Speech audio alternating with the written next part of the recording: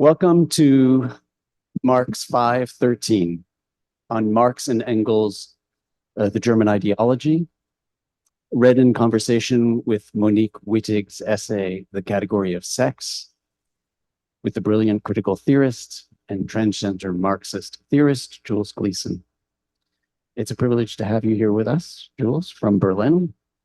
You are the co-editor with Elle O'Rourke of the recent volume that just came out, Transgender Marxism, with Pluto Press, in which there are many engagements, of course, with Marx, but also with Wittig in that work. Before introducing you properly, let me just set the stage for the seminar. So we come to the German ideology today, having discussed last session the Paris manuscripts of 1844, where Marx developed, perhaps in the most robust way, the notions of human self-alienation, particularly workers' alienation from their labor, from the work product. And what we did at the last session was to try to put Marx in conversation with Lacan and Lacanian theory on desire and desires to not satisfy desires. And we did that with Renata Selekel. And it was a rich conversation. Now, I should also say that we come to the German ideology also having studied in the first inaugural session the theses on Feuerbach, which in a way bridge the Paris manuscripts from 1844 and the German ideology. And in that first session, of course, we spoke about the way in which Marx was setting forth an idea of new materialism, right, by contrast to the old materialism of Feuerbach. I mean, that's in the thesis on Feuerbach, which we studied with Etienne Balibar. And then also the way in which he's grounding all of his work in praxis in the thesis on Feuerbach. Those theses, those notes, published posthumously by Engels, are an essential predicate, of course, to the first part of the German ideology, which is all on Feuerbach. It's really an articulation of the theses, and there's been a lot of ink spilled on the relationship, on the differences, on the break, on the connections between what he wrote in note form in the theses and what he writes in the first part of the German ideology on Feuerbach. So today we discuss the German ideology, and of course there are different ways to approach it. There are many different kind of angles that we could take to get into the text. We could focus on the materialist conception of history that Marx develops there in one of the most first and robust ways in which he develops a materialist history, right? And the material conception of history. By contrast, for instance, and maybe we'll have a chance to talk about this with Jules, to a genealogy.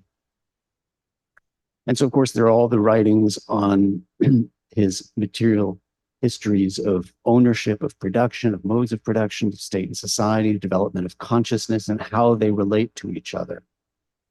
And it's this series of interconnected histories that take us from primitive patriarchal family structures through the ancient communal cities and states to the feudal system and ultimately to capitalism, which we're familiar with that. That would be one point of entry, and we could have a whole seminar on that.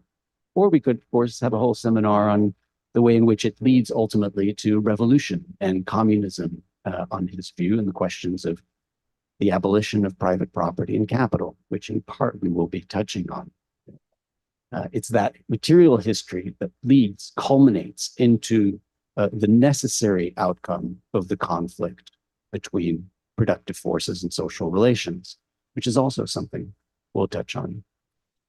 You could approach it uniquely from the perspective of a critique, a narrow critique of Bauer and Stirner and the young Hegelians, which is actually how I read the text, but a narrow critique focused really on those ideologues, in the same way in which Napoleon would criticize the ideologues, de Tracy, etc. Or you could cut in basically on the question of ideology, which this picks up on the question of ideology and trying to figure out the different ways in which the text develops a theory of ideology, whether it's a one-sided theory of ideology that only applies to the dominant class, or whether it's a multifaceted idea of ideology that applies also to those who are resisting domination. Now, it was actually on that question of the relationship to ideology that Guillaume Rouleau, a student of mine at the EHESS, a doctoral student of mine who's writing a dissertation on these questions of ideology, suggested the pairing with Monique Wittig because of the way in which it is a conversation within a French tradition, a reception of Marx through Althusser and materialist feminists and Wittig, which he's writing his dissertation on. And he'll actually be giving a lecture about that specific question later on in the spring. But of course, there's another connection, an important connection between the German ideology and Monique Wittig on questions of abolition and the other dimensions that Jules Gleeson develops in her work on transgender Marxism, and also in the articles on the abolition of gender and the sexes that Jules Gleeson has written in The Blind Field. Of course, it's hard to separate all of these points of entry because they are connected and they merge, but it's the latter link that we're going to be focusing on today. Focusing on the continuities and the threads that link Marx on the abolition of private property and capital, to Wittig on the abolition of the sexes, and to Jules Gleeson's work on transgender Marxism, on the abolition of the family, and possibly also on these questions of the abolition of gender. So it's particularly it's a real privilege to have you here to discuss this with us, Jules. Jules Gleeson first made her name as a Marxist feminist theorist and historian, focusing on the integration of social reproduction theory with trans questions and queer struggles. She became known for collaborative and co-written projects, including the ambitious family abolitionist text, Communismus, with Kate and an overview of both the British National Health Service's failings of trans people and community efforts to replace it in a book called Gender Identity, Communism with J.N. Hood. As well as co-writing, Jules founded many book clubs, study groups, and circles for like-minded people, including the Leftovers Communist Discussion Group. And these networks prioritized rigorous discussion outside the purview of any disciplines or academic institutions. The work culminated with Transgender Marxism, an anthology for Pluto Press that brought together some 18 theorists for a convention-challenging and era-defining array of essays intended to be polyphonic in scope. The collection has appeared on many syllabi, and the various frames provided by these essays serve as a point of departure for many researchers. Jules' contributions in the collection were the introduction, which was co-written with her co-editor, Elle O'Rourke, and How Do Gender Transitions Happen? And both of those developed Jules' particular interest in the history of endocrinology and the political work done by communities. And these communities have since been reapplied in History of Intersex Liberation, titled Hermaphrodite Logic, which I think you just got the manuscript in 2 days ago. It'll be out for Pride next year with Verso Books, and it focuses specifically on the movement, the intersex liberation movement's origin in the 1990s, as the closing moment of 20th century counterculture. Jules' current work is focused around understandings of sex as process and how the lasting objective ruptures seen in the early 20th century find their origins in scientific breakthroughs across the earlier 20th century. So with that, let me turn it to you, Jules, and welcome to Marx 513.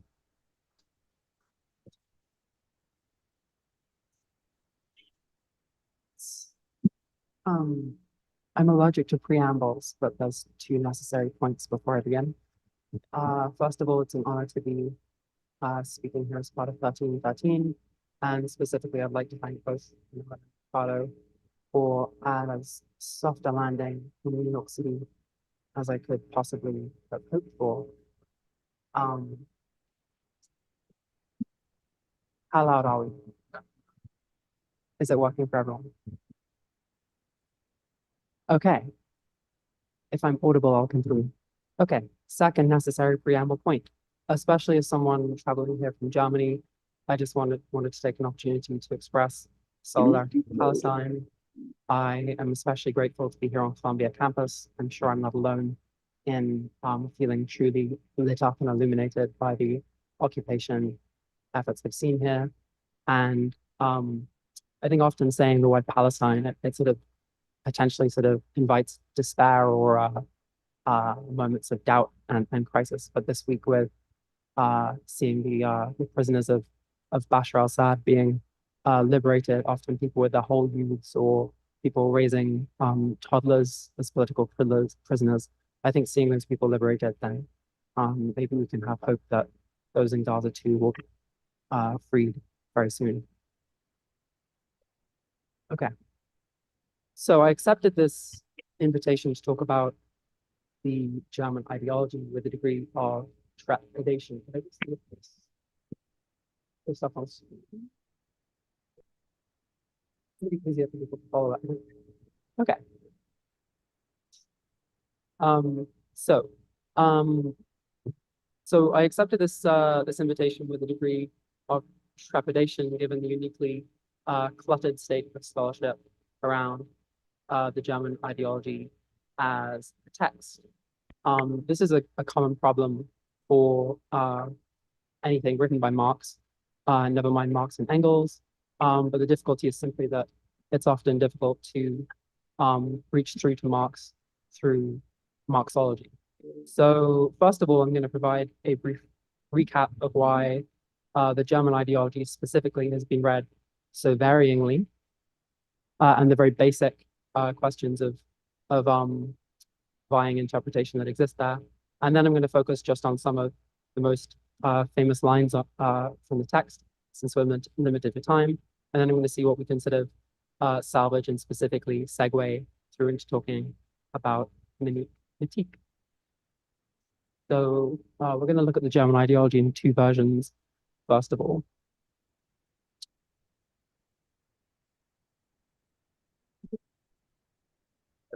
Okay. So version number one. The German ideology was published posthumously by the Soviet Union's Marx, Engels, Lenin Institute in the 1930s. You can see one of the first editions. I don't know if this is the very first, but it was originally published in Russian, of course, by the Marx, Engels, Lenin Institute. And accordingly, this original version sort of gives us a look not only at Karl Marx and Frederick Engels as they wrote, but also the Marx and Engels which the Soviets needed at that point in time. So this is first of all a very unified view. In the Soviet account of the German ideology, Marx and Engels used this unpublished manuscript, this voluminous collection of texts, to attempt an exposition of their overarching method entitled historical materialism. This is a term which doesn't appear in the manuscript, but which interwar Soviet scholars were very eager to sort of read into it a single methodological viewpoint. In this account, historical materialism was an account of class conflicts, where the ruling classes was always making moves to present its unique class interests as rather the best for the interests of all. So they quickly would move to appeals to abstractions such as the nation, to the state, the economy, or to the market. And this use of abstractions would shroud the particular motivations and interests of the bourgeoisie. So in the Soviet context, this would often pass through to one of the cornerstone terms of socialist realism, which is bourgeois formalism. So bourgeois formalism being exactly this moment of class obscuration.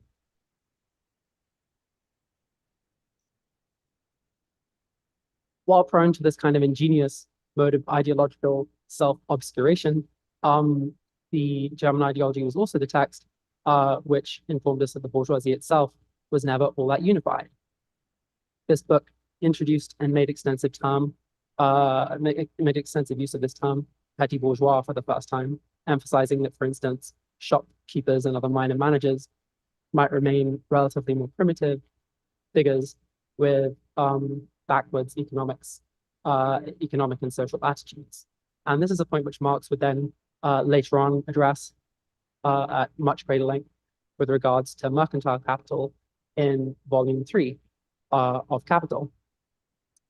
So the Soviet account continues that Marx and Engels were thwarted in their efforts to sort of deliver this grandiose philosophical payload to the masses in the 19th century by Bismarck-era censorship of subversives, which was true across the German-speaking world.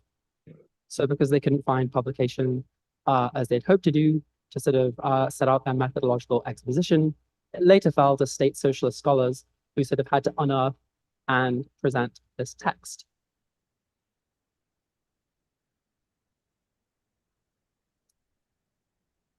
So as you can imagine, this has been questioned in many ways for many decades, but a rather decisive moment in recent scholarship was actually as recently as 2017.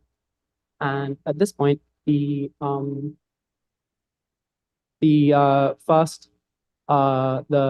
very first release of the Marx Engels Gesamtausgabe, which we'll just refer to as Mega for the rest of this collection, as Marxologists usually do. The very first issue of Mega was presenting a version of the text which collated and sort of compiled as a single issue all of the different versions, redactions, and potential additions sort of side by side in a single continuous text, which you can get hold of for your own edification if you haven't already. And an accompanying article, which I think is equally important, and you can find on the official Mega website. So this is the official statement of the team publishing out of Amsterdam, presents not only a differing interpretation of the text, but also claims that it belongs to a different genre, and indeed even had a different target to the one we would probably assume. Rather than a systematic treatise or exposition of methodology, there was instead a polemical sequence of critical essays which were intended for publication in magazines that would host the typical inside baseball of radical philosophy, such as it existed in the 19th century, those being sort of Hegelian back and forths specifically. Rather than oriented towards Feuerbach, it was seemingly inordinately focused on a single post-Hegelian figure named Max Stirner, mockingly referred to throughout as Saint Max, given his his atheistic or anti-theistic opinions. They sort of elected him as a saint. These texts further are not solely authored by Marx and Engels. Sorry, I'll just get to the little portrait that Engels took of Max Stirner addressing the free in the 19th century. As far as we know, this is the only visual depiction of Max Stirner that actually survives. And even this Engels sort of did from memory years after the two of them were friends. Okay. I think he would have liked it. So these texts were not solely authored by Marx and Engels, but also featured the former utopian socialist Joseph Wiedemeyer, who had sort of recruited into communism, and a figure who would later leave the communist fold to become a prominent left Zionist, Moses Hess. So there are actually 4 authors in terms of the handwriting we can identify, even if everything ended up processed and edited by Marx and Engels. So that sort of seems to make a mess of any account that wants to use these manuscripts to demonstrate a clean break from left Hegelianism. So rather than any comprehensive accounting of Karl and Fred's 4 commitments, the mega view of the German ideology instead suggests more of a review show. Just to linger for a moment on the question of Max Stirner, and their response to his remarkable individualist text, The Unique and Its Own. Famously, Marx and Engels actually penned more pages providing critiques of Stirner than he ever saw print himself, in a sort of apparent overkill. But I think that it's important to understand the polemical form, which the mega editors sort of highlight as key to what's going on here. As they were written, the reason these texts were so animating and were such a preoccupation for the likes of Marx and Engels was that isolating an opposing viewpoint would provide means of both appreciating their honing and applying rhetorical techniques to dissemble their targets and to humiliate both them and their followers, as we can see in the continuous references to Stirner and St. Max, but also with this work of kind of humiliation and degradation having been completed. And if you want an example of what I mean, basically the core of the St. Max chapter in the originally published versions is simply Marx tearing into Stirner's reading of antique philosophy. So no pretense at sort of the imminent method that would later be associated with Marx, but rather a sort of overall attempt at transcending and ridiculing someone. So the point with all this kind of high ceremonial dissemination and humiliation completed, then the idea is that these targets would be used as sort of the cracks which let the light in. So this instrumental example would then sort of be followed through with by them by the aggressor of the polemic kind of giving themselves an opportunity to present their own vision in the ruins of that target. In this case in particular, it also needs to be added that the continuous references to St. Max and his founding of his own cult-like following, they can easily be read as heavy-handed. They were also a direct tit-for-tat response to Stirner's pointed anti-communist argument that Christianity and the supposedly godless creeds of subversives, his rival Hegelians, actually seem to share an underlying faith or even a fetish in society that Stirner was happiest to dismiss as a spook, so a source of inner torment. So insofar as a unified historical materialism really did emerge from these texts, the thing that they were attempting to do was sort of provide a response to this very early example of the notion that communism was its own kind of religion.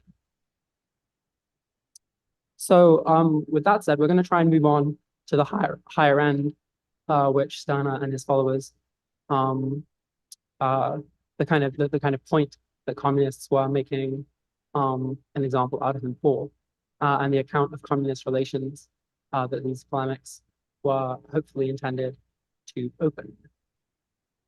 Yeah, and that's hopefully going to give us some idea of the clear stakes, which we can keep in mind when interpreting this text, despite all of the difficulties which I sort of sketched out.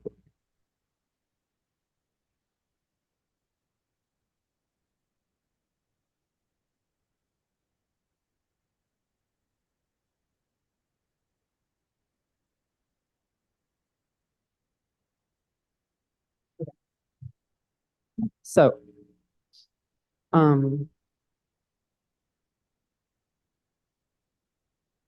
just going to read to you a passage, which I'm sure many of you will already be familiar with. And this is the point where Marx and Engels sort of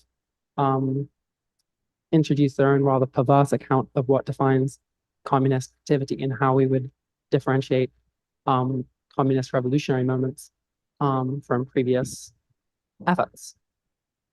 So this follows on from the prior point I was making earlier concerning the division of labor and how the division of labor and the sophistication or the degree of commitment to division of labor sort of being an index which you can sort of read primitive or more sophisticated economic relations, primitive or more progressive relations into. So for Marx and Engels, this sort of indexing of the two exists up to a point. But when communist relations sort of follow through, actually things seem to either reverse or collapse. So we've reached a point where people actually become untethered from the tasks which they've been assigned. So here we go. For as soon as the distribution of labor comes into being, each man has his particular exclusive sphere of activity, which is forced upon him and from which he cannot escape. He is a hunter, a fisherman, a herdsman, or a critical critic, and he must remain so if he does not want to lose his means of livelihood. While in a communist society, where nobody has one exclusive sphere of activity, but each can become accomplished in any branch he wishes, society regulates the general population. And thus it makes it possible for me to do one thing today and another tomorrow, to hunt in the morning, fish in the afternoon, rear cattle in the evening, criticize after dinner, just as I have in mind, without ever becoming hunter, fisherman, herdsman, or critic. So in the late George Commonell's final book, Marxist Politics of Alienation and Emancipation, he observes that at this point in the manuscript, this section about hunting, fishing, rearing cattle, or criticizing after dinner, the already rather complex manuscript becomes truly peppered with suggestions, it seems, by both Fred and Carl, with trades such as cobbler and seamstress introduced and then struck through as they sort of burdened all the different examples that they could think of, and then sliced back down. So this sort of shows us that the pair realized even then, adjusting texts that would not see publication until well into the next century, that they were illuminating or offering variations on something important, or today's idiom that they had to bang around their hands. On the one hand, this emphasis on the trades and professions, the personae and forms of life that accompany the division of labor, followed on very closely from earlier Hegelian concerns. Hegel himself had argued that the advent of modernity was the defining crisis for all philosophical or political thought. As he famously put it, no man could be a hero to his valet. So he saw this as sort of the central concern and crisis, which at this point Marx and Engels are offering their own political strategic solution to. Yeah, we have to admit that Marx and Engels' argument, if it was a Hegelian one, had a perverse flavor. Communist politics could not simply be an intensification, more of the same antagonisms that had defined capitalist class society. And instead, communist revolution would stand or fall exactly on how it reversed the close tethering of one's station, one's potential to be a fisherman, a critic, a philosopher, a revolutionary, or whatever else, by how well it reversed that close tethering of one's station within the division of labor and the activities that one happened to engage in across a daily or even an hourly basis. So the sophistication of the division of labor could no longer serve as this kind of index, or it could serve it only until this revolutionary moment, until it couldn't. And at that point, a totally new set of priorities and means of mutual interplay emerged, what Marx, Engels, and other first internationalist communists would call the free association of producers. So I just want to linger here one moment, again, as I've said, with this is probably the most famous selection from the text. I want to linger here for a final moment before we turn to Monique Wittig. And precisely in this formulation, which you can see on the screen, is this point of without ever becoming, which I've also used for the title of this talk. So this counterpart to the capitalist fisherman or critic who must remain such, who must be sort of held in place, activity and station, professional persona, trade, call it what you will, sort of attending to them or impressed upon them. So I sort of want to flag that without ever becoming before we address Monique Wittig, exactly because it's easy to sort of read existentialism back into this kind of material. And my reading of Wittig is very much going to emphasize her commitment to the existentialist tradition or moment in post-European thinking. But also, let's not imagine that there weren't earlier attempts to grapple with these questions of becoming or not becoming, even if they use different idioms. While Marx and Engels are known to be averse to any kind of systematic approaches to ethics and morality. Here, at least, they place the question of becoming or Bildung essential to their account of scientific socialism and what defined it.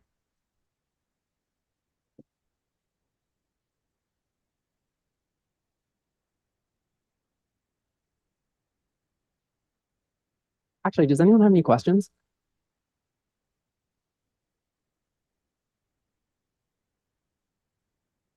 You just want to get straight into Monique Wittig? Understandable. Quite a devotee myself.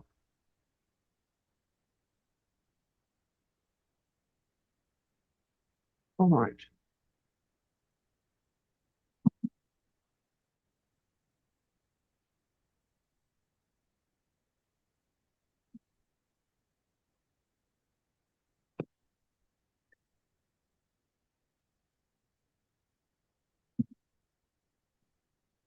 So I really can't tell how much of this material is going to be fresh or already overly raked over for you.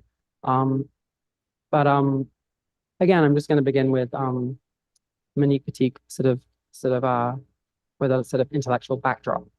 Um, so the materialist feminists followed on from Simone de Beauvoir's The Second Sex, which, as you may recall, begins with Beauvoir firstly saying she's bored of the topic of feminism and womanhood, and then moving through into a systematic three-part reading, where she sort of rather commandingly rakes through three different views of female origins: the biological, the historical materialist, and the Freudian.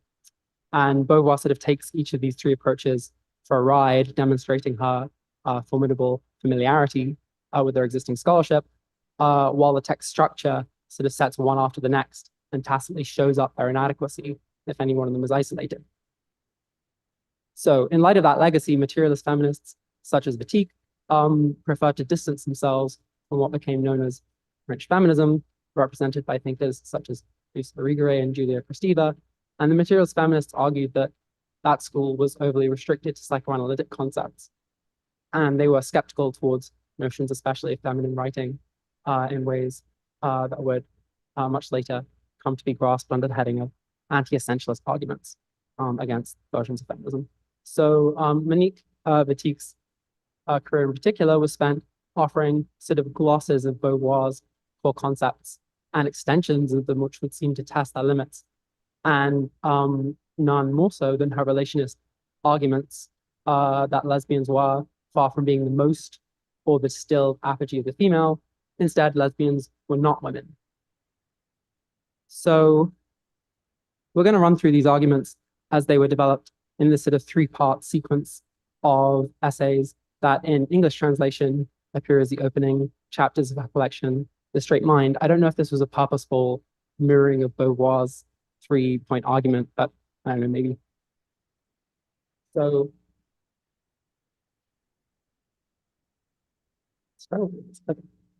oh yeah, this is Monique Wittig, by the way, the founding red type.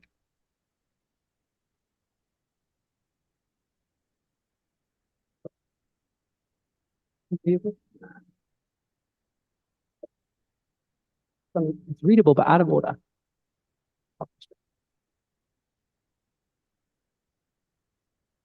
Yeah, so the first of these arguments in the category of sex sees Monique Wittig argue, for there is no sex, there is but the sex that is oppressed and sex that oppresses. It is oppression that creates sex and not the contrary. Wittig opposes those who say that the original cause of oppression is to be found in sex itself, in the natural division of sexes pre-existing or outside of society. So, so sex is sort of preeminent and the original point, and also sex does not exist in a division, but really like to be female is the only sex. That's the sort of generative point.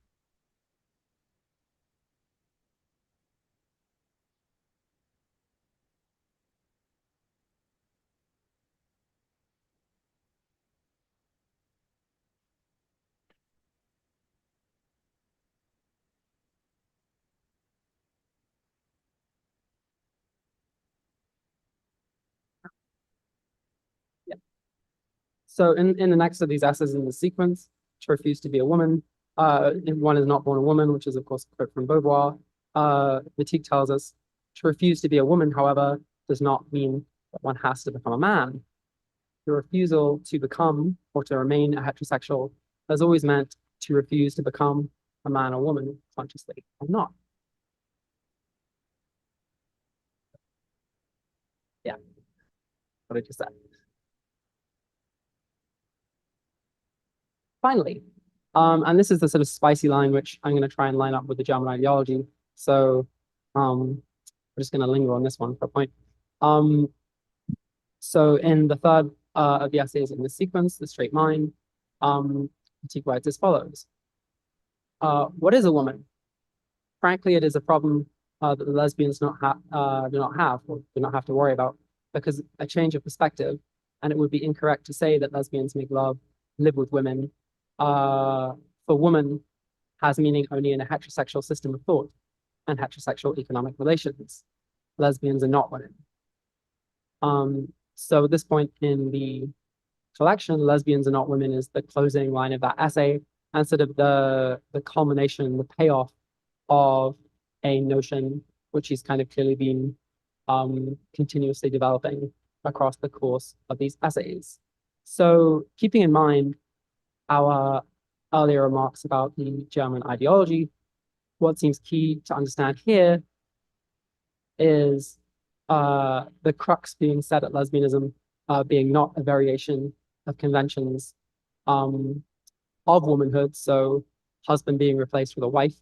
It's not just a kind of variation which has been marginalized or outcast or denigrated even, but rather to reject having a husband, to reject having a father, is rejection of womanhood's existing terms to core altogether. So moving on from them and into something else entirely.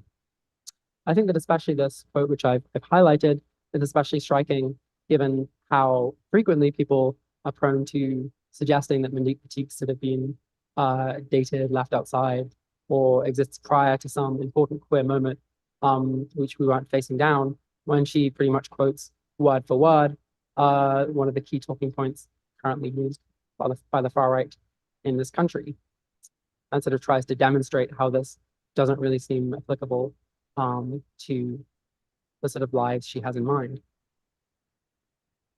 So I've sort of lined up not having to become between professions, trades, and now womanhood in a point that I'm sort of going to allow to suggestively dangle. But one thing I'd be interested to do when we talk about potential approaches to how to respond or how to situate Monique Wittig and this approach to negation, specifically lesbians are not women. Probably the least threatening or the most pacifying option you have available to you, which I think some of you are maybe already doing inwardly, and I can't convince you not to. The most pacifying potential view is that Monique's remarks on lesbians are simply one of internal conformity with French radical academic post-war thought. So we can play a little game if you like. So if Jacques Lacan tells us that there's no sexual relation, I don't know if you agree. If Jacques Derrida tells us there is no outside text, if Michel Foucault takes Nietzsche's God is dead and says that that ain't the half of it, if Baudrillard tells us that the Gulf War did not take place, and if Judith Butler tells us there is no doer behind the deed, then what does Monique Wittig tell us about lesbians? It just follows. So, what hope did lesbians have in that kind of a frame of thinking? So that's your potential approach, your sort of pacifying move if you wish to take it. But I think that a rather more interesting approach than that kind of contextual stringing along of things is instead to treat this as a sort of polemical approach, exactly in a tradition which follows on from the tradition set from the German ideology, which is to say, you play inside baseball and you play it very hard. Whatever follows to the letter and from the explicit demarcation that Wittig uses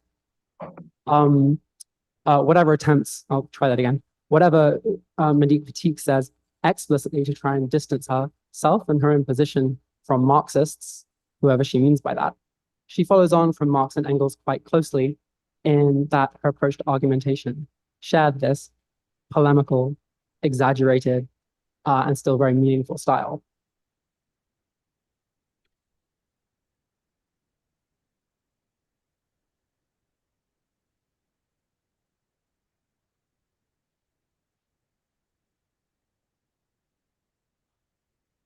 Um,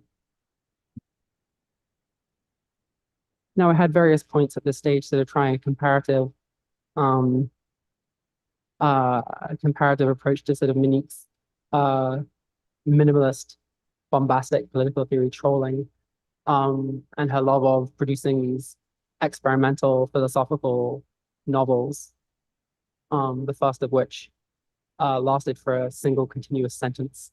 Um, this example, the lesbian body, was actually translated by an anatomist, because a male anatomist actually, because no one else is really up for this task of sort of truly visceral, purposely disgusting approach.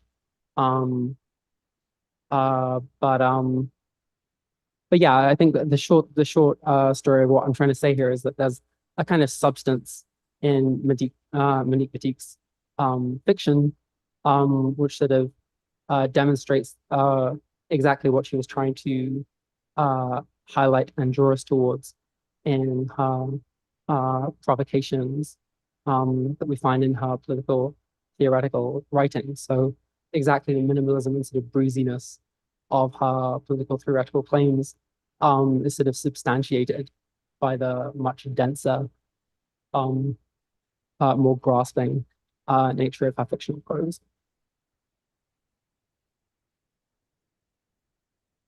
But I think, yeah, I think it suffices to say that um, I've lined up a kind of stylistic, polemical parallel, which I'm happy for us to discuss before we move on to actually getting into my work.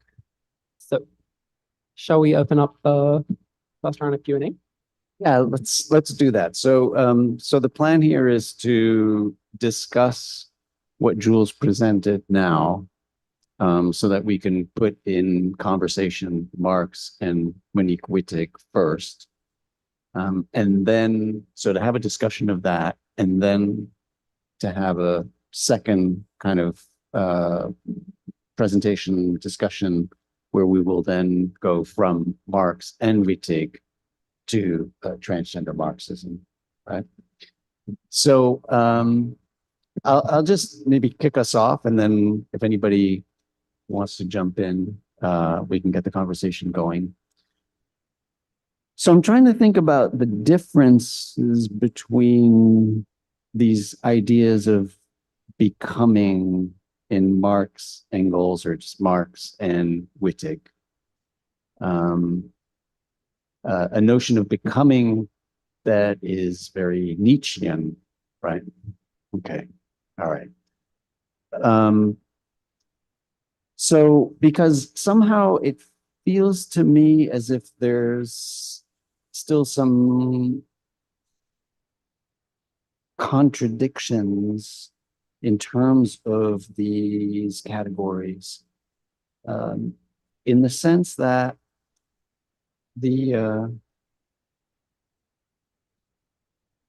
in Marx and Engels, I take it, it's a contrast between action and essence. It's a contrast between the doing and being.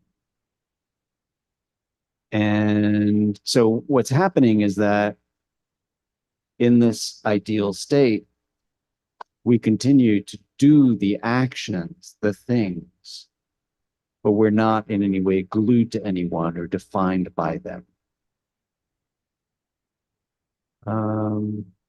In Wittig, it doesn't seem to me to be a relationship between doing and being in the same way.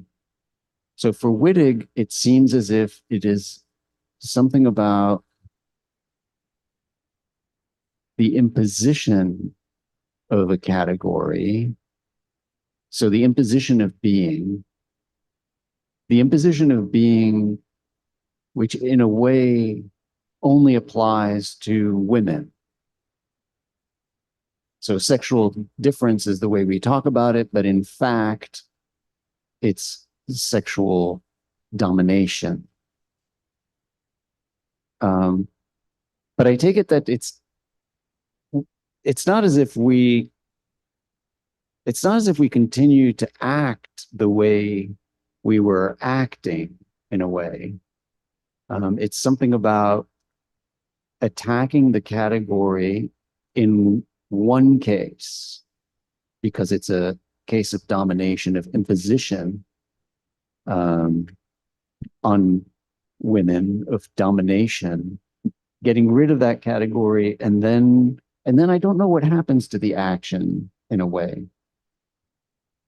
Yeah, I suppose I'm not sure how action fits afterwards or yeah.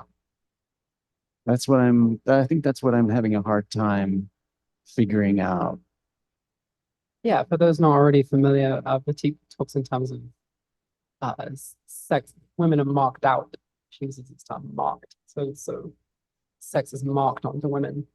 And in my gender abolitionist piece, I compare this to how Maria Mieli talks about how heterosexual manhood. Mieli is a gay communist thinker from Italy, and he talks about heterosexual manhood for him is saying that men have to be mutilated into. So a heterosexual man is mutilated until he's a heterosexual, and a woman is marked until she's female. Those are these accounts. So for Wittig, at least, this just results in an account where abolition just looks like total refusal. And for her, she says, Wittig says if someone asks a lesbian, "Do you have a vagina?" she should say no. If the hospital wanted to register your baby as male or female, you should say no. You refuse everything. Like the marking has to end, and the marking can end. That's the abolitionist politics. That you refuse it every time, and that's the account. Mm-hmm. But I take it that there is still a category of lesbian here that seems somewhat essentialist in a way, or that survives the critique of the category of women, right? I don't think it's wrong to be an essentialist.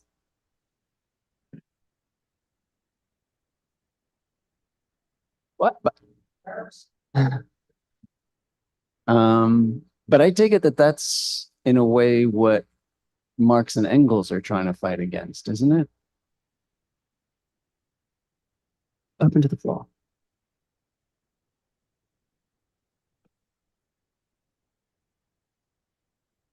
Yes, hope. Turn on your mic. Is it working? That's good. Is it good? I can hear you. I can hear you.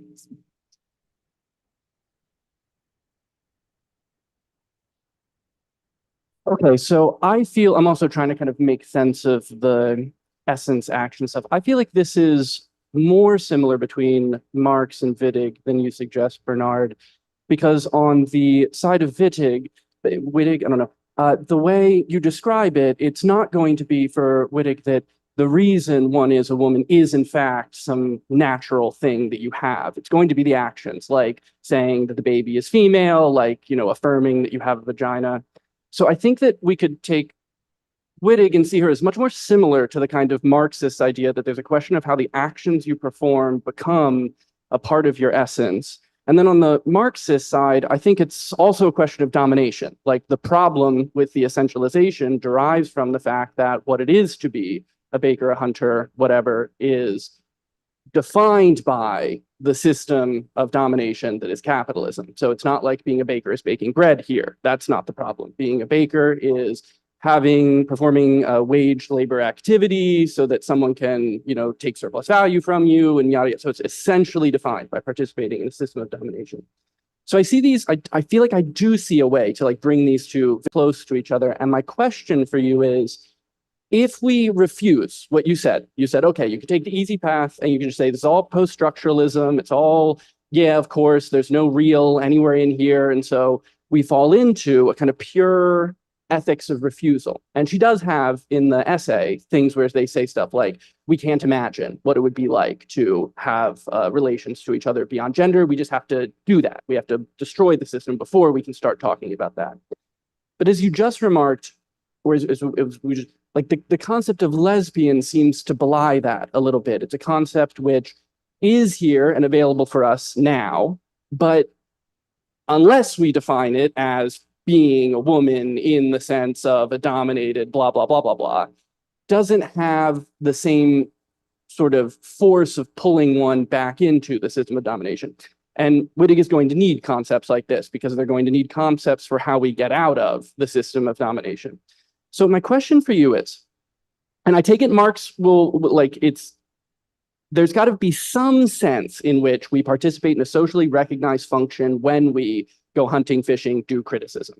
So as Bernard originally said, what is at stake is the meaning of that universal or that role or something like that. So my question for you is, what is the difference between a role that is defined by domination, not in the sense, obviously, and a role that is part of the practice of overcoming domination? And so obviously there's a normative characterization there, but what I'm interested in isn't the normative status, one of them is contributing to domination, one of them's over. Yeah, it's the logic, the ontology of the role itself. So I'll give one suggestion and then I want to hear your thoughts. When we think about being a baker is the same. It's just a thing out there. My act of being a baker doesn't change what it is to be a baker in capitalist society. That's defined by demand and by whatever the bosses say you have to do, which is ultimately about socially necessary labor time. And the same thing is going to be true of what it is to be a woman in our society. My being a woman, if we think it means the system of domination stuff, does not change what a woman is. It affirms it at best. So the only thing I can get a hand on is maybe the roles that are anti-oppressive don't have that character. But they don't have the character of my participation in the role does nothing to the role itself other than affirm it, doesn't transform or change it. But I'd like to hear more than just that negative characterization. What do you think the kind of role a lesbian is, the kind of role a person who does hunt but is not a hunter is? How are those roles different from hunter, woman? That's a really marvelous question. Since we haven't moved into talking to my own work, I'll just keep on talking about Monique Wittig, which I could do all night in case that wasn't obvious. The briefest answer I can give to you is, in the lesbian body, it's sort of largely a book about the erotics of cannibalism, really. There are also cats, because it's about lesbians. But yeah, the lesbian body is about devouring your loved one, and it doesn't provide a rosy, delightful, sanitized account of lesbian eroticism, and I think that's why it's so powerful. And similarly, Le Gourlet, where the protagonists of this novel are just the French collective, now an Elle, so they're the female collective, and there are a bunch of Amazonian soldiers who are destroying civilization, as one does. And there's a point where there's whole didactic sections, which I think are really great, where it talks about how they don't celebrate each other's vulvas in art or whatever else, or cosmically and stuff like that. But there's also a section where they kidnap a child because they really like the shape of his hips. It's a very, very large hipped child, and they get him to dance on the beach.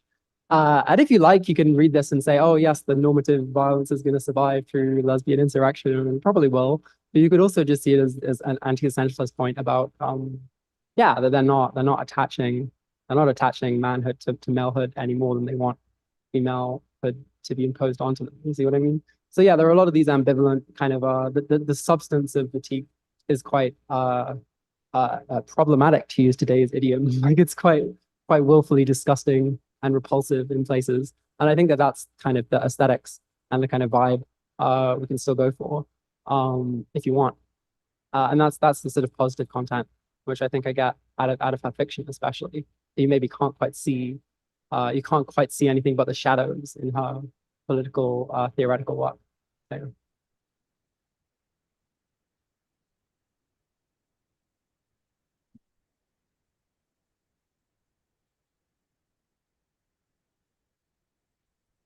thanks so much for this really challenging and provocative link between the German ideology and Wittig. And it feels to me like we less should be thinking about how the hunter-farmer critic might relate to the unbecoming woman, and ask instead of the German ideology, what would happen if the category of woman didn't hold? So if that, if the presumption of a division of labor and a mode of production stems from an original division between male and female, and that division is being disputed by Wittig, what happens to Marxism if we now take this disarticulated category of gender back into Marxism? That seems like one way to go. The second, with Barnard's question as to whether something survives the break with womanhood, the lesbian is not a woman, I think that Wittig's answer in a way would be no. There isn't a something that survives. In fact, the hope is that the whole heterosexual matrix will crumble at the point that the lesbian isn't fulfilling her function as the abject, undesirable part of womanhood that patriarchy can say no to in order to shore itself up, its virility up, and so on. Once the lesbian says, well, we're not vying for your attention. We are not women. We don't care. The category of woman itself is infected by that refusal.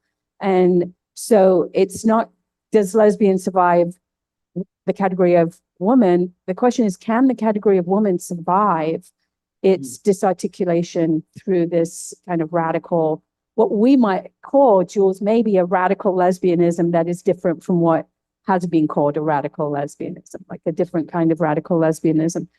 And then finally, with the text that Jules put up from the lesbian body, I mean, an interesting comparison could be to Hortense Spillers here, in the sense that Wittig is rethinking the grammar within which the category of lesbian has emerged, and is saying, but that grammar has simply articulated lesbianism as something that is part of the category, is the degraded part of the category woman.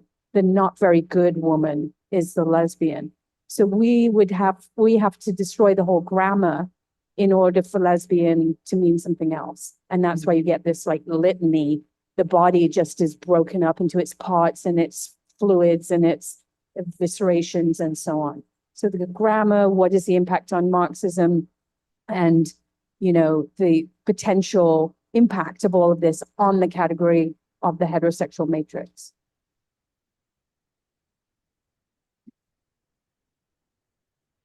I never thought of this that this body flash split in Spillers that exactly has this payoff of the itemization of slave markets, right?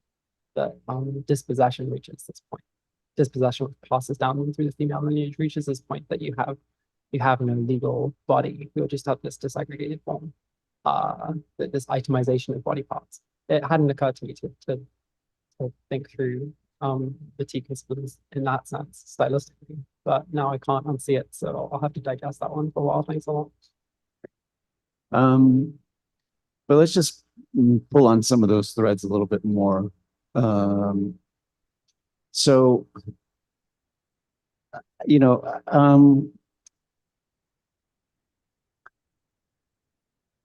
reading Wittig's critique of Marx in the essay we read, The Category of Sex, I think is pretty convincing and pretty, I mean, I think it just makes us I think it just makes us rethink Marxism, right? So the various, I mean, yeah, I discussed some of this in the intro, but I mean, the various pieces that Wittig pulls on from Marx's the German ideology, where Marx is speaking about primitive or early forms of family existence, but nevertheless kind of re-essentializing gender divisions of labor and such. I think that's a devastating critique or something, or that really pushes us in a direction where we need to rethink.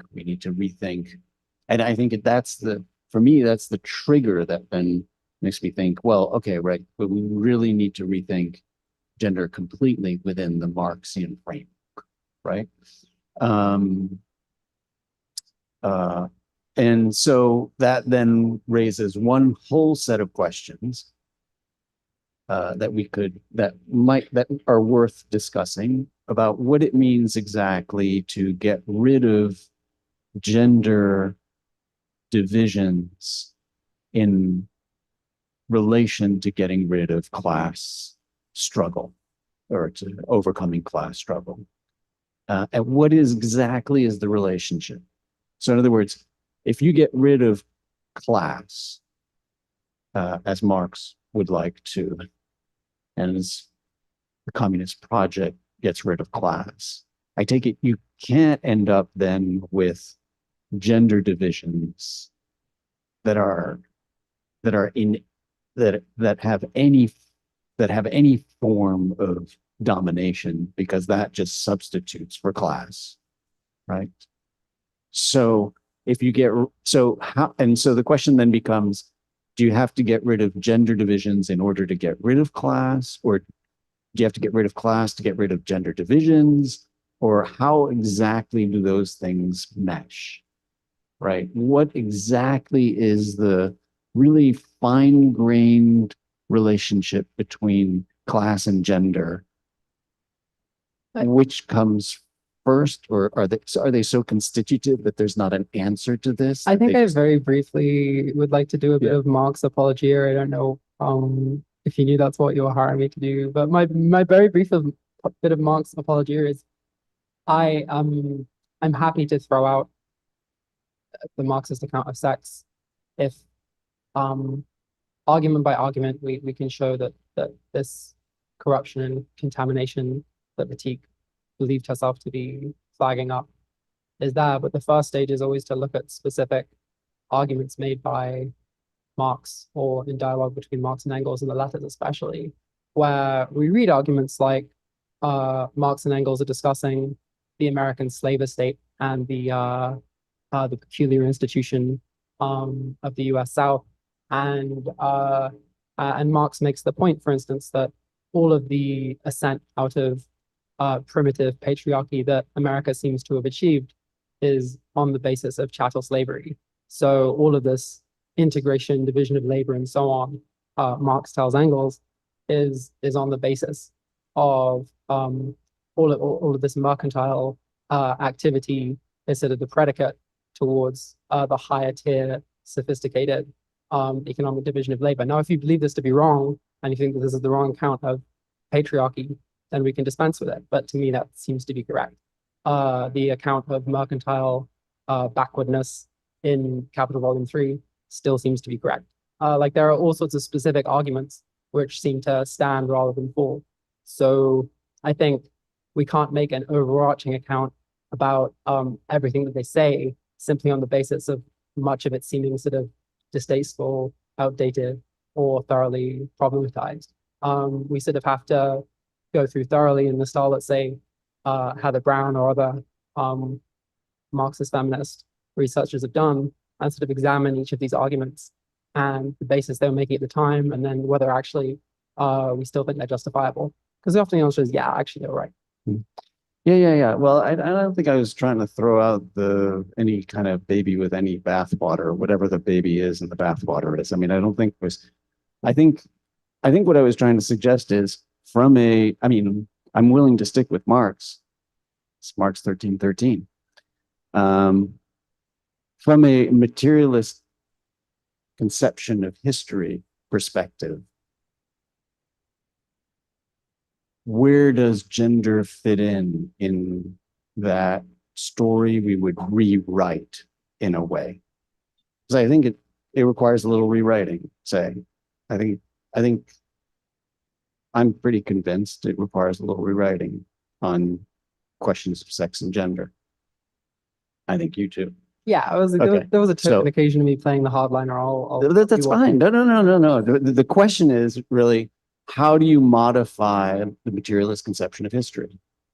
How do you, where is it exactly that we then insert sex struggle in that story? A story that ultimately still leads, I take it, to a communist revolution. I'm not altering it's not pushing in a different direction. I'm saying if you take that story, but what materialist feminists show us is that we need to, how exactly does it fit, whatever. There might not be a clear, easy answer to that right now. I take it that that's one of the important questions that these readings and our discussion take us to, right? I think. Okay.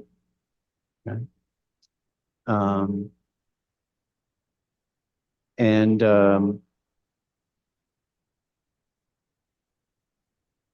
I'll take any hands. Yeah, go ahead. Remind me.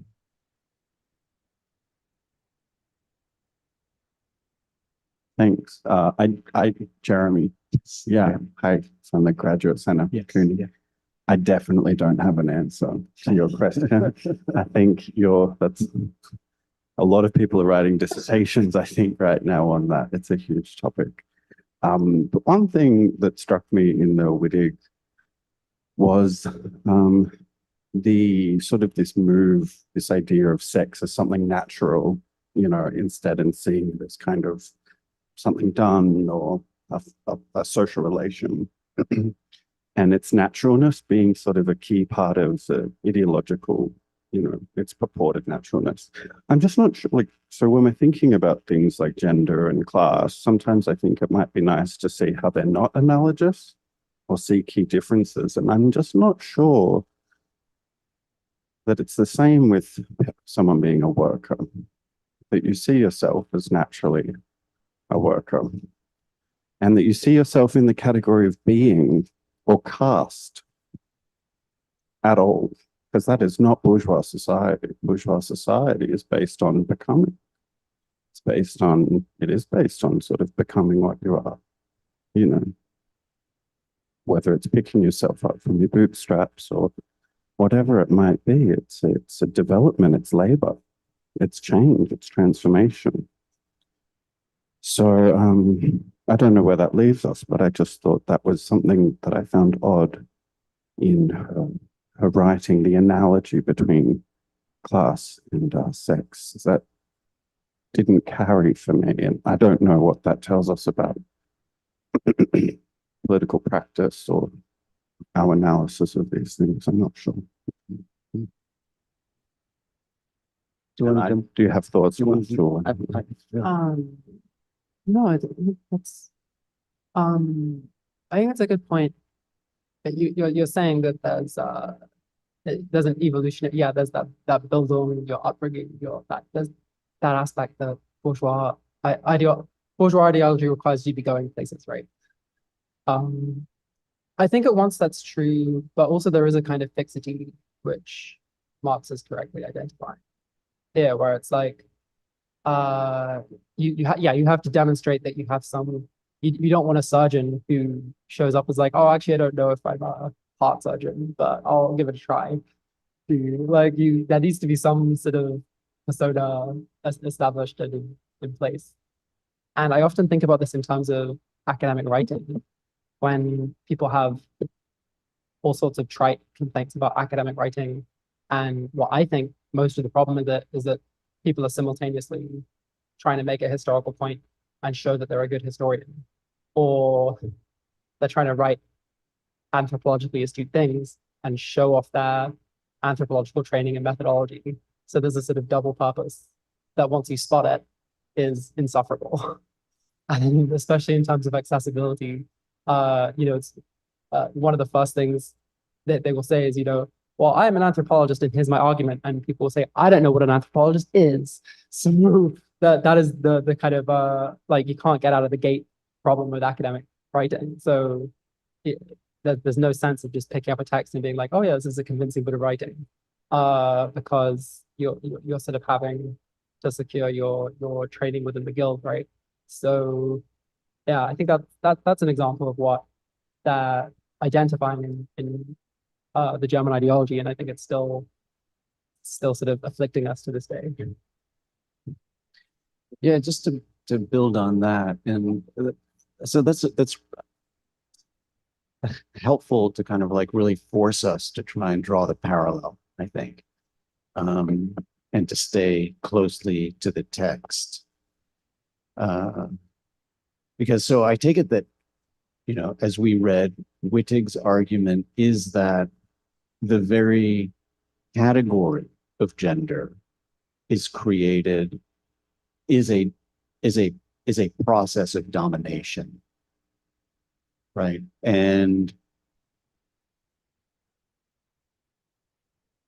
I think that you're right that that's not necessarily how Marx and Engels are approaching class here. Insofar as once the object is created, once the category of woman is created, I take it in Wittig, it's kind of like creating that fixity.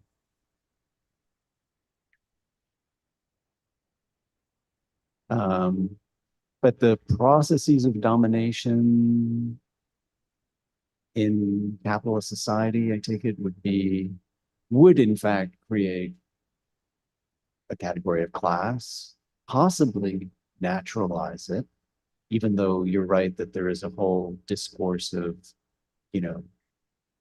improvement, changing class, or rising up and becoming, moving from climbing the socioeconomic ladder. I take it though that there might be still the fixity of class, but what there certainly are other naturalized objects that seem more naturalized in a way, like private property, right? And I mean that's a little bit of a tie to the transgender Marxism introduction, because one of the most powerful things I saw in Jules and Elle's introduction was this idea of, whatever is natural can be unmade. And so perhaps what we need to think about is, instead of it being simply a question of mapping gender onto class, perhaps it's mapping the naturalness of sex categories to the naturalness of private property. And the way in which that is a kind of fixed essential category that's entirely naturalized and then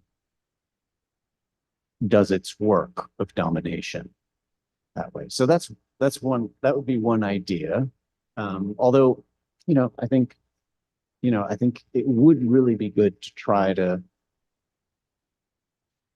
get this parallel down as much as possible, because the category of sex is related to the category of class, it's related to the category of race, etc. It's related to other categories that one would also think of in this context.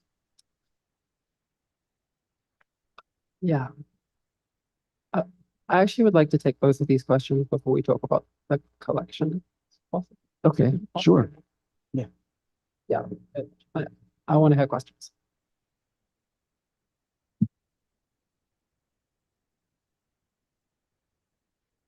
Yeah, it's coming. It's coming. It does work? Yeah. Okay, perfect.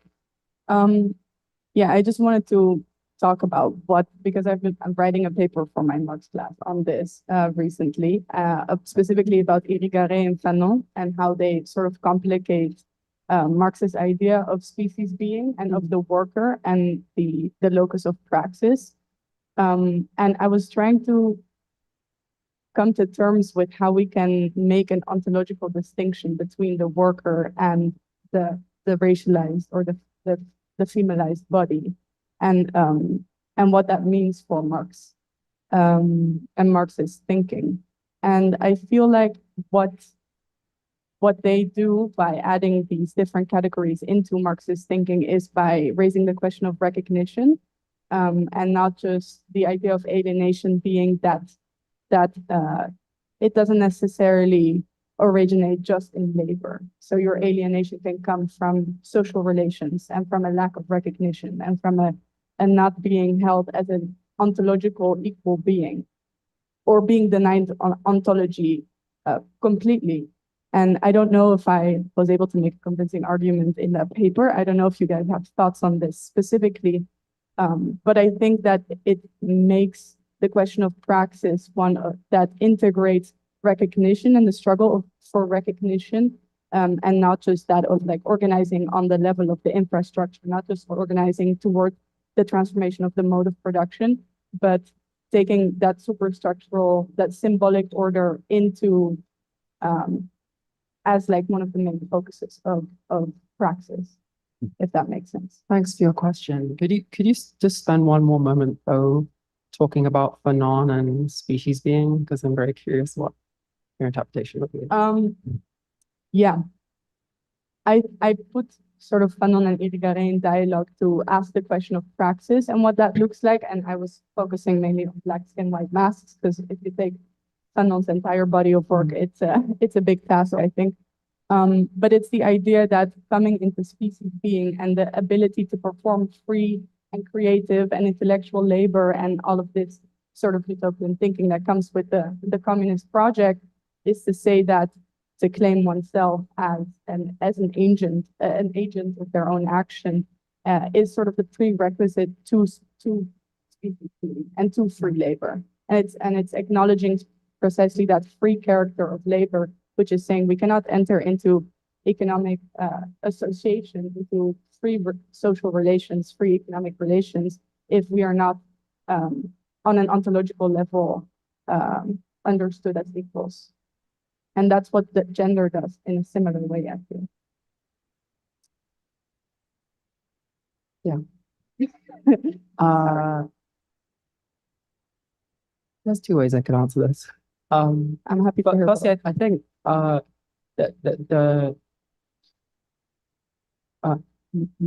Marx, the freedom of labor, it's a double entendre. Like the proletarian labor is doubly free. They're formally free because they're selling their wage in these little packets, but they're also free as in free to sleep under a bridge.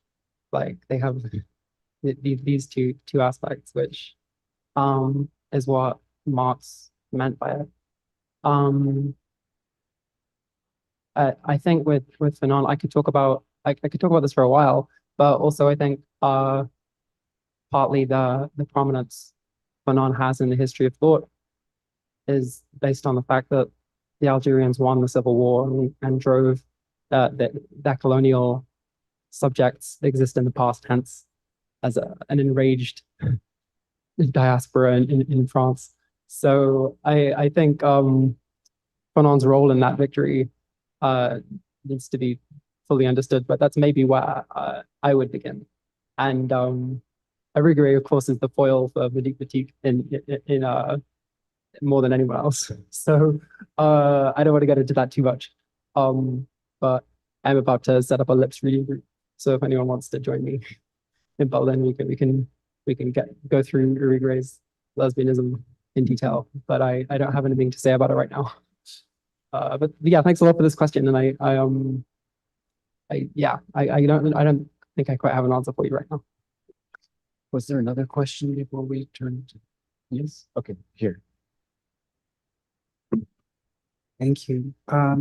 Yeah, thank you. I want to sort of return to the question that was posed at the beginning about this distinction between action and essence, and I want to sort of relate it to what you were just saying, Professor Huckert, about the relationship between property and sex. And I'm thinking about this in relation to, I guess, like a kind of classical anthropological distinction that's drawn in a lot of different works between like the generic capacity to act, which is often ascribed to men, and the capacity to, get people to act because you are treated in certain ways, which is often attributed to women. So this distinction is sort of played out, for example, in like the distinction between taboo, which is seen as like a property of men, right? Like their ability to create new relations, their property of efficacy, you could say, which is unmarked and generic and seen as sort of abstract. And then the capacity of, or the power of women, which is marked, right? It's inscribed. It usually takes the form of a kind of good or a value, right? Like a necklace or some other kind of like inscription, which tells you, this is such and such a person who I should treat in such and such a way because other people have treated them similarly in the past, right? So it's the value of past actions rather than the value of the generic capacity to transform, right? The generic capacity to act. And it seems to me that that tension is in some way operative in, both the German ideology and in Wittig, in the sense that there's a kind of implicit kind of, tacit valorization of like the generic capacity to act, the generic capacity of the laborer, and a valorization of the refusal to be signified, right? To be pinned down by their past actions, right? Rather than being weighed down by the action of having fished, right? Retaining the capacity to fish and to do other things, right? So I just think that it would be interesting to think about those two things in relation, and also to think about property perhaps in like a more expansive way, as not just like, things, but also as like properties of people that are, that have a kind of ambivalent quality. I hate to answer with an IOU note, but I'm going to answer with an IOU note. I'm currently pitching a book about femininity, which is exactly addressing this overbearing concern of activity. Yeah, like activity is the good thing of choice. And I think passivity has its own active sense, and being feminine is mostly about listening to people more closely than they're listening to themselves. And when you grasp that about being feminine, then that's like writing in a feminine way is very difficult, but listening in a feminine way is almost the only way to do it. So that's what I believe, but I can't prove it to you yet. I'm gonna have to write a book. So thank you for this question, and I'm on it. But watch this space. What do you think? Yeah, no, I thought that was fascinating. I love the idea of thinking about private property and then properties of people and in that way. So that was fascinating. And but your response, Jules, made me curious about the abolitionist project in your work. And so maybe we can go there now. Which I read clearly in terms of abolition of family, which is, but less clearly in terms of abolition of gender. So why don't you take us there? And of course, to the work on transgender Marxism. Yeah. I think we have another hour and a quarter Again, officially. So we'll talk a bit more briefly and suggestively than last time, don't worry, and then we can discuss it. So I'd like to address the question of gender abolition, which you've raised just now, and also in this remarkable accompanying blog post to the series. I'm not sure if everyone's read it, but please do check it out. In which you sort of thread and tell us that you've become convinced by this sort of gender abolitionist strand which we read into the text. So first of all, I just want to make some general remarks about the collection, and the usual sort of modest primer that I give is that there are, of course, 18 different authors of this anthology. It's more of an attempt at a panoramic, sort of polyphonic view of things. We sort of got basically everyone we could fit into there who we thought could have a fully fledged essay that would stand on its own feet and sort of argue in its own terms. We sort of tried to include them. So that's the sort of modest disavowal, which I would normally try and get away with. But a more honest answer is that the collection very much belongs to me and to Elle. I embarked on doing this with Elle simply because I knew that she had a command and a range across political economy and the history of thought, which very few people I'd ever met could claim to possess. And I knew that between us, we would have sort of like an editorial command or competency, which would cover a remarkable breadth of fields, disciplines, and concerns. So the collection is very much something that I and Elle put together. And what we were trying to do, to sort of return to this word polyphonic, is that we wanted each of these essays to capture and achieve what that specific author set out to do. And this then became a very personal relationship of one or the other of us, usually, not both at the same time. But one-on-one, the two of us would sort of be trying to coax out this essay that we knew each contributor would be able to produce. And I think we did a very good job of that. So academics seem to really love this collection because if you try and read all of it at once, it's truly cacophonous and overwhelming. And lots of people just look at the table of contents and then close the PDF and never come back to it. But when you try and read any particular essay, it's very obvious what the essay is trying to achieve. And I think actually the authors are very successful in achieving what they were setting out to do. But this is just sort of my statement of intent. That's sort of what we were going for and what I feel confident I can say we've achieved. An inevitable consequence when you're putting your work out into the world, though, is that people often have interpretations which surprise you. And the question of abolition has showed up previously in a conversation I had with Jordi Rosenberg, whose thinking I think is tremendous fun more than anything else, and also incredibly powerful combinations of both historical insight and autobiographical engagement. But anyway, Jordi read this collection and he believes that it's a family abolitionist text through and through. I've read Bernard's interpretation, which sort of frames it as gender abolitionist, at least in its like key, distinctive, operative, strategic strands. And someone I met called Lane, who invited me out to speak with Graz, told me that she believed the collection is all about noise music, or at least there's this current of noise that sort of permeates and sort of like a pulmonary pulse going through the collection, which I had never thought of at all. But of course, when an orchestral composer is telling you this, it's something you should probably listen to or listen again to.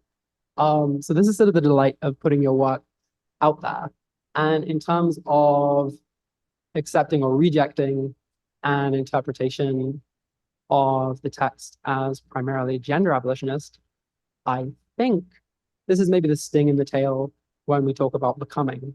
I think that what's troubling or what's difficult to discharge, shall we say, in terms of twinning trans Marxism and gender abolition is that any account of transition and what is happening when someone is transitioning is sort of like generally going to come down to this is a means of becoming through another means. So the less obvious way of going around forming yourself an adult persona in the long run. The alternative way of doing it. So this is generally what people come up with. And I think that isn't necessarily what specifically like a trans Marxist account would come up with, but what we talk about in the introduction and what I think is sort of the indispensable motivation, which has drawn so many people into the collection that 18 authors was not exhaustive, and we could easily have gone on until 25 or 30, other than Pluto telling us, no, definitely not. You can't have, even I think 2 of the essays we were going to go through with ended up getting axed quite close to the finishing line. So with infinite resources and no attention for the printed page, we could probably have gone on for 30 authors. Why are so many people being drawn into twinning transsexualism and historical materialism? Why is this happening? Well, I believe the reason for it is that people both want this sort of grandiose, broad sweep that seems provided by terms like mode of production and all that. People both want an overall panoramic view and picture of things, but they also are trying to address deeply intimate ethical struggles, which can only use, otherwise would seem to only be able to be addressed with sort of romantic, powerfully personal, humanistic, inspiring idioms. So people need to resolve this sort of romantic rupture that they're encountering, and also find an appeal in a certain sort of grandiose, cold, distancing sort of vocabulary. So I think that that's sort of the that's sort of the operative tension, which is actually what we'd call like an animating contradiction, and that's actually a duality or a fault line, if you will, which leads us right back into the First International. So Marx's critique of Feuerbach, where he actually stages it, is not that prior materialists had failed in their own terms, not that they hadn't provided convincing accounts of brains and mechanisms and things like that, but actually that they had disregarded sensuousness, so that they had sided solely with this supersensual dimension.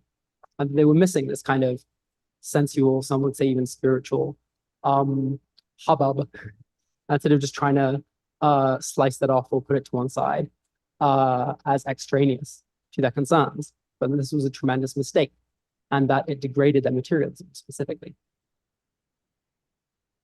So this is why in the introduction we talk about this George Bataille line of the contrast between the old mole burrowing away beneath the ground versus the soaring eagle, which other anti-imperialists are perfectly happy to satisfy themselves with.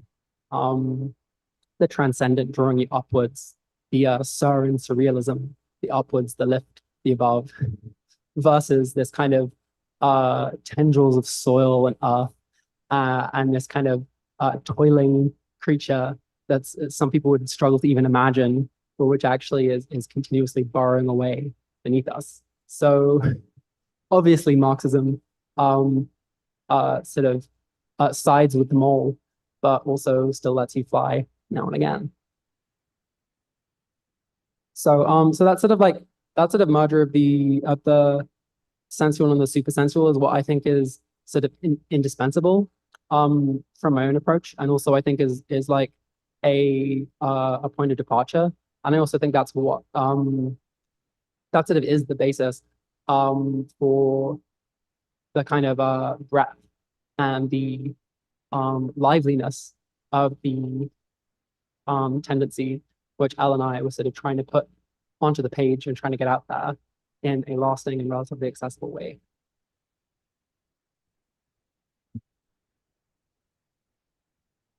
So I think it would be helpful at this point, maybe if you related a little bit the earlier work on the family to these questions, because I have a hard time seeing how one wouldn't have how the abolition of the family would not itself entail the eventual abolition of gender, I think.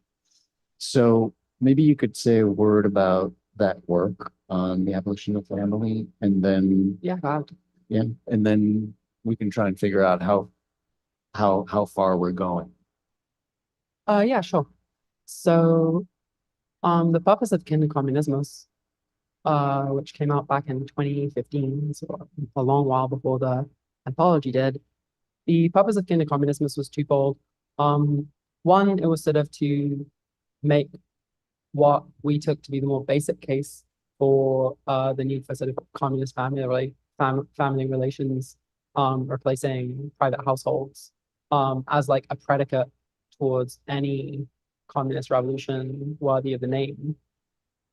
Which is of course not original to us. You can find that in the Communist Manifesto, but a sort of like restatement for the current era was like one aim of that. But the secondary hope was that we could demonstrate to people how the sort of more experimental piecemeal efforts that a wide range of people were trying to make in terms of developing new alternative forms of kinship.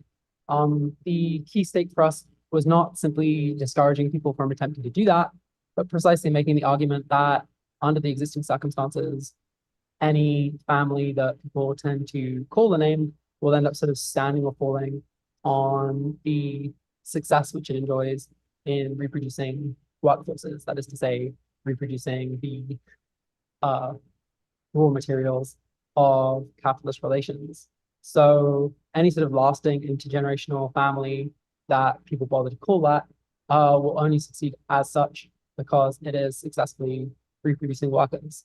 And of course, reproducing workers means reproducing the terms and ideology that goes into capitalist life. So the point was simply to show that there's an inevitable payoff. Either queer families are going to be dysfunctional as families, or they're going to work as families, and that is obviously going to be to the detriment of anti-capitalist struggle. And our motivation for writing that is simply we'd seen people in any number of sort of alternative kinship or I don't know, WG is the term in Germany, housing, cooperative projects or whatever. We had seen people basically being destroyed psychologically and spiritually by the process of attempting to do this, to our mind, impossible enterprise of relations that extend us into communist relations while reproducing capitalist workforces. So we wanted to kind of show that there was a payoff that you have to make, or at least a sacrificial aspect has to be made. Not to say Lee Adelman was right or anything, but he's kind of right. So that was sort of what we were trying to do with Kinder Communismus. And long story short, the queers got a lot out of it, and the left communists didn't really read it at all, which was maybe what we should have expected. But there we go. Okay. I don't want to monopolize the conversation on this question. So anyone who, wants to push us in a different direction, feel free on questions of transgender Marxism. But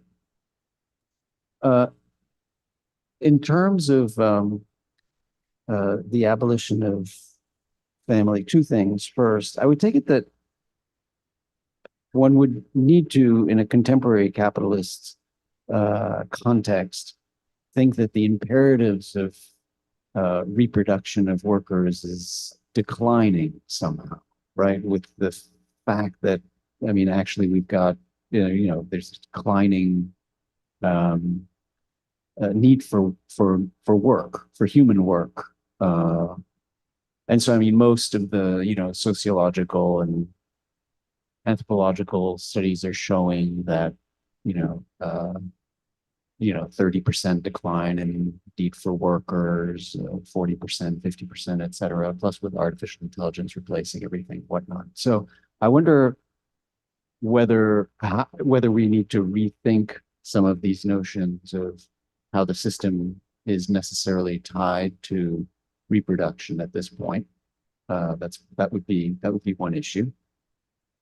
And the second question would be the one I'm a little bit more interested in, which is something about something related to the notion of abolition of gender or abolition of families. I take it that in a way, the abolitionist move is not what the abolitionist move is suggesting is non-enforcement in a way. In many cases, it's not so much the imposition of a single model, but the resistance to forms of policing and enforcement. Certainly in the context of gender, but also I think in the context of the family. I'm not sure, unless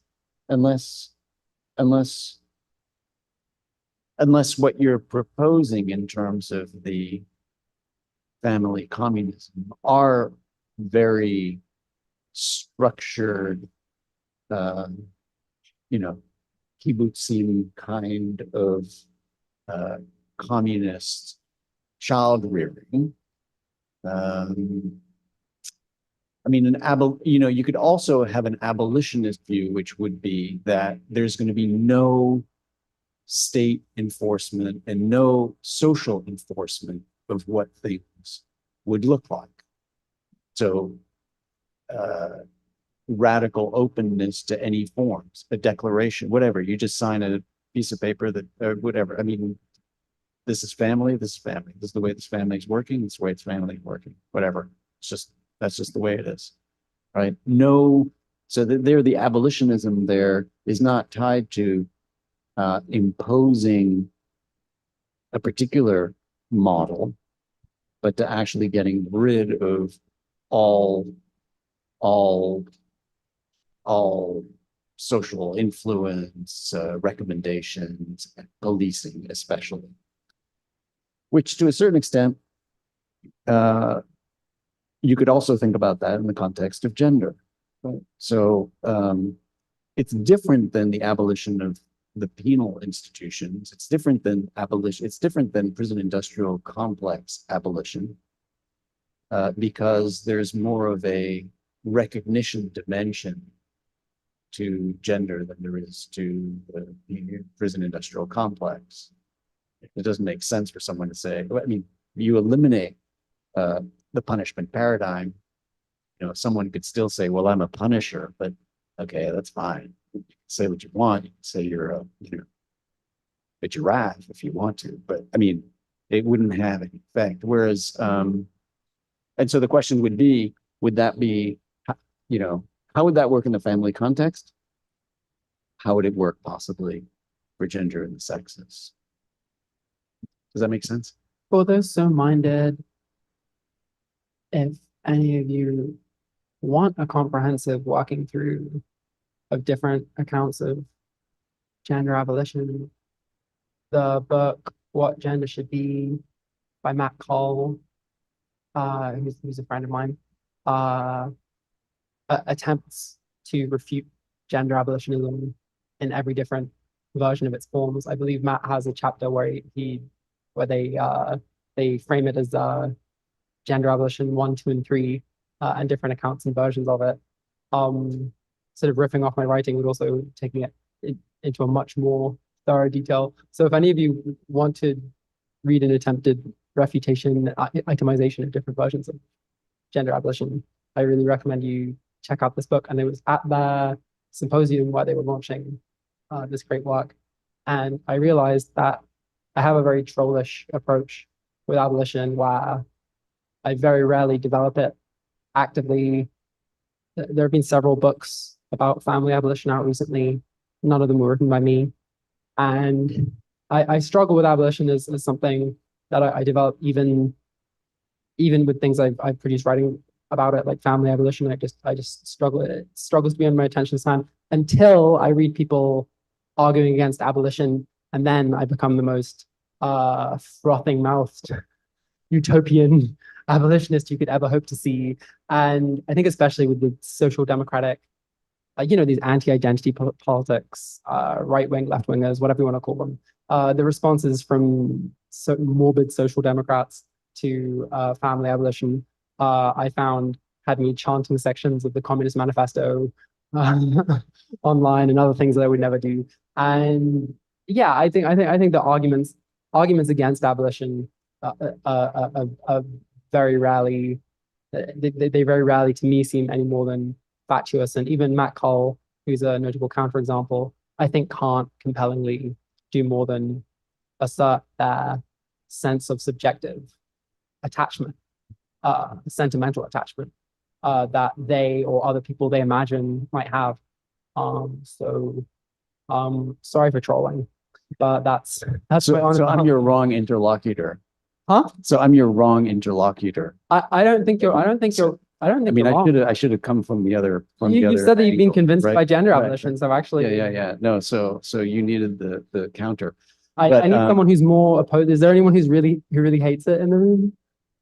Who do you hate family abolition? Yeah, what's wrong with it?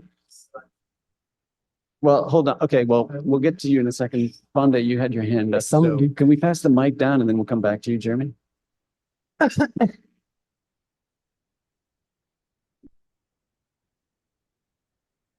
Hey, I'm going to try to ask a very narrow question because I also struggle with just like the sheer breadth of abolitionism and, you know, how it might tie to this.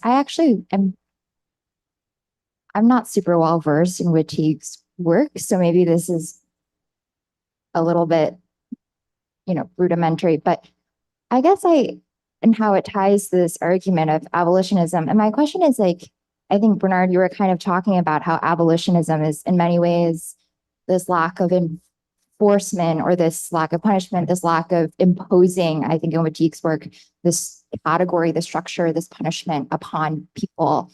And somehow that gets normalized, I think is sort of what happens. And I suppose like how would one, and this might tie hopefully to an earlier question that you asked, Bernard, about how the abolition of class and the abolition of gender, this very meta question about how they tie to each other, which is like, how does the question of precarity, I think, kind of come into this, as in like, how much of this is imposed as like through norm building and through these sort of very social practices, but how much of it is just like people have to fit within certain frameworks to survive and, you know, to have food and I think about this a little bit in like, I suppose, just thinking about the demographics that are most affected by family policing and all of this, and just sort of thinking about, I suppose my question is like, are there, instead of coming to it as like, you know, how do we not impose or how do we get rid of these categories and so on and so forth, I suppose it's like, what do we have to create in a way that makes this kind of imposition impossible? Like, what are the types of precarity that we should look at that help, I guess, that make it possible for people to, you know, either be obligated to conform in a certain way or find certain things attractive, I suppose, if that makes sense, as in like in an abolition democracy sense, I guess, like what is the building that needs to happen? What are the things that kind of make these impositions of norms possible if in a world, I suppose in a world in which these forms of precarity don't exist, you wouldn't have such an easy way to impose these kinds of categories. I think it makes a lot of sense because, I mean, in part what you're helpful. Part of your question is the relationship between the kind of Dorothy Roberts intervention in the family, which is an abolitionist on family regulation, family policing, family enforcement, which is tied to precarity in almost a more direct way, I think, but I don't know, Jules, then I don't know, then family abolition in your context. I mean, there's a difference. These are two different conceptions of abolition of the family or abolition of family policing, or right. One of them is Dorothy Roberts getting rid of the institutions of policing, social, you know, taking children from homes, putting them into juvenile facilities, into foster homes, etc. Right? On the one hand. On the other, it's a broader discussion in your context, I think. Abolition of the family here is kind of the family structure, the family organization, etc. And precarity is important, very important for Dorothy Roberts' story. I take it, of course, class and class struggle is very important in your version, but they have a different texture, I take it, right? Yeah, it's a very good question. I will answer as best I can. I think class struggle comes quite late in the day. In my account, I am interested in why it might be that so many of the organizers unionizing Starbucks, for instance, or transgender or non-binary. You could also look at retail workers across New York City, as Michelle O'Brien has in her research. There are many examples where we can look to where we see sort of mobilizing workplace organizing disproportionately being done by trans people. And I think if we then look beyond it into kind of leftist or revolutionary organizing more generally, we see even more demographic slant, towards trans people. But I think that's actually only part of the picture, and only part of what interests me. And the reason I say that class struggle comes quite late in the day is a lot of what my work has been about, and a lot of what I see it as continuing to look into in different instances is actually the working of communities. So the working of communities, that being normative, development of vocabularies, provisions of services, what Hegel or Marx would call the civil society aspects, so specific dissemination and distribution within specific needs. This is the kind of stuff which community does endlessly and not along strictly demarcated class lines a lot of the time. So obviously this happens in terms of transition. So I'm trying to answer your question at this stage. This happens in terms of transition with provision of healthcare services, so directories for reliable medics, if there are already in the neighborhood, or provision of DIY hormones, often bypassing existing normative expectations for who should and shouldn't receive care, and sort of making existing sexological frameworks in many cases simply obsolete, because this is especially in countries like Britain and other basket cases like that. This is how most people who are actually newly accessing hormones seem to be able to do it, having all others having been abandoned by the state. So this is the kind of work that community can do in trans healthcare. But I don't think that's actually unique to trans people at all. And I've looked at other examples with, say, PrEP provision in countries where the state is refusing to provide that. And in my forthcoming book, I look at this in terms of the development of intersex self-consciousness from people sharing experiences of harms done to them by medical professionals, but also beginning to outstrip and outmatch in their own terms those medical professionals in detailed technical medical understandings of intersex people's own bodies. So I think there's all kinds of work which we can look at, and it isn't really necessary for any sort of Marxist framework to exclusively use the approach of class. And often you can get a lot further by sort of looking at how community level work is sort of outpacing, outmatching, and producing technological breakthroughs which existing state or private healthcare channels would never be willing to provide.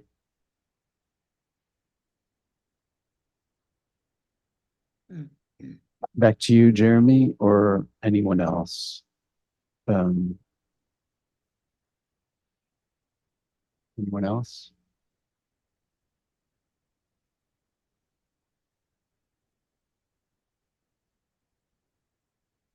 Is it working? Push it up.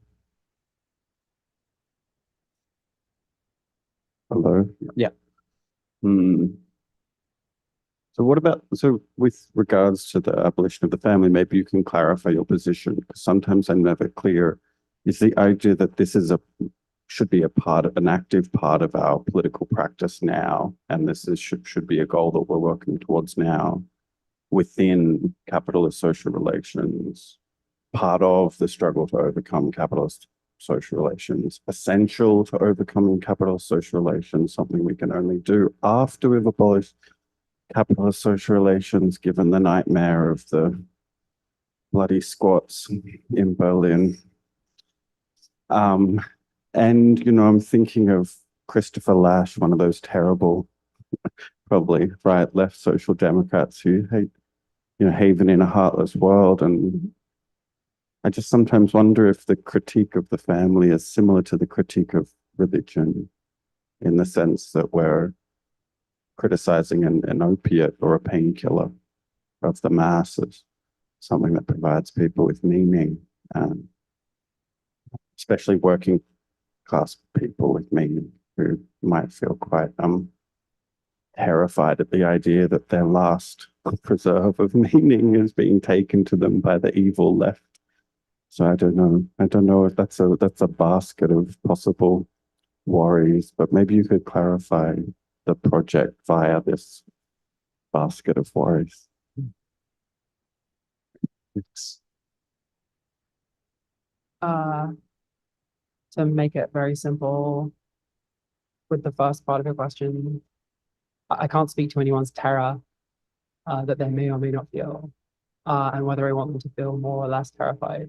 But I can say the first part of your question, my argument is that it's necessary that until the private household has been replaced by something, you wouldn't be able to get to the German ideology moment of detachment from trades and professions, and just being a fisherman for a couple of hours. I can't see how you would get from private households to that. So I do not have a clear blueprint or anything other than the vaguest sort of utopian glimmers beyond that. But yeah, I do see it as necessary and required, and I think I would struggle to be convinced of the way that when people examine and people talk about the way that their private households have treated them in the process of capitalist building, I think it's true irrespective of your class background, really. I think the suffering and the expectations which people have faced down is clearly differentiated along different class aggregated lines. But I don't think anyone likes having a mom and dad really on the big level. Specific people may tell you that they do, but I think a room full of people, I have my doubts. So yeah, that's sort of my answer. I see it as a question of necessity, and I'm not trying to purposely terrorize everybody. So. Jack, can you pass the mic is right there? Yeah. Please turn it on so people hear you. I wonder if we can move on from abolition. Like, that was a really clear statement, Jules, that like the abolition of the family is much to be desired. Most people sort of agree that it doesn't work very well for the production of high functioning intimacy and so on. But not many people are arguing for the abolition of gender, and that does not really seem central to your argument. But what does seem central, and I wonder if we could bring this out more, there's an argument about the relationship of transgender people to capitalism in the intro, where transgender people are both excluded from all kinds of opportunities to participate in the market and incorporated into the market as a kind of shiny, charismatic object to be bought and sold. Then on the other hand, there are two responses you have that seem really worth our while to discuss. One is that if capitalism produces alienated being, where alienated being means that you produce yourself for the other, transgender becoming is a production of the self for the self. Something like that. Yeah, that seems really interesting to me. I would like to hear more about that process. I wonder if it can be linked to Fanon, disalienation. I'm not sure. Always. Yeah. And then the second thing that you say that seems pertinent to this question about the abolition of the family is that where a family is, rearing a trans child, one of the reasons that this provokes a certain kind of dismay or outrage in the family is precisely because the trans child is a message to the family that the family will not now go on to reproduce the same. And that is a kind of reproductive logic that is enfolded into the the being of transness that I would love us to talk about more. I mean, I think that's actually a quote. I think that's almost a quote from you, and I'll find it. Yes. Now many fear one generation will not follow so easily from the next. Okay, which that's just a great line that we could dwell with. There are also some Freudian things to say about that. But the trans child as disruptive of the continuation of the order of the same. Thanks so much. What you said at the beginning of this question concerning the way that trans-subjectivity has almost become this sort of capitalist delicacy, right? Alternative markets to be tapped, unfully intended. This is this is in a way this chimes with Bernard's post where you talk about this sort of what you call our positive and negative, the positive and the negative aspects of representation, right? And I think that is clearly something we're trying to get across. Maybe not as clearly as we could have done, but I'm glad that people are seeing it in these different ways. The argument about replication, I suppose another way to approach this is just like, why do heterosexual families why do they have to look exactly the same? You know, you will have surgeries performed on a child to make the child resemble their parent. You know, why is this? What is this imperative? The child not only has to have the same values, they not only have to have the same genetic lineage in their coding, but they have to be the same, behave the same. Yeah, well, they have to be reshaped and stamped out. And why that is the sticking point is unclear to me, but it is. Like it is the parents have to grieve and mourn. They have to let go of that vision of a clone. And it especially is bizarre to me, given this is what people associate with gay life, with clones and gay clones and all of this or whatever. But really, it's actually, that is true. But also, it has to go one generation to the next for the heterosexuals. So rather than romantic couples. So I don't know. This I think is really one of the cruxes which we've got, and I'm very grateful for you highlighting it and flagging it out, and especially reading my work to me. That's great. But where do we take it? I guess that's the next question. I don't know. I don't know where we take it, but to me that seems to be the problem. Do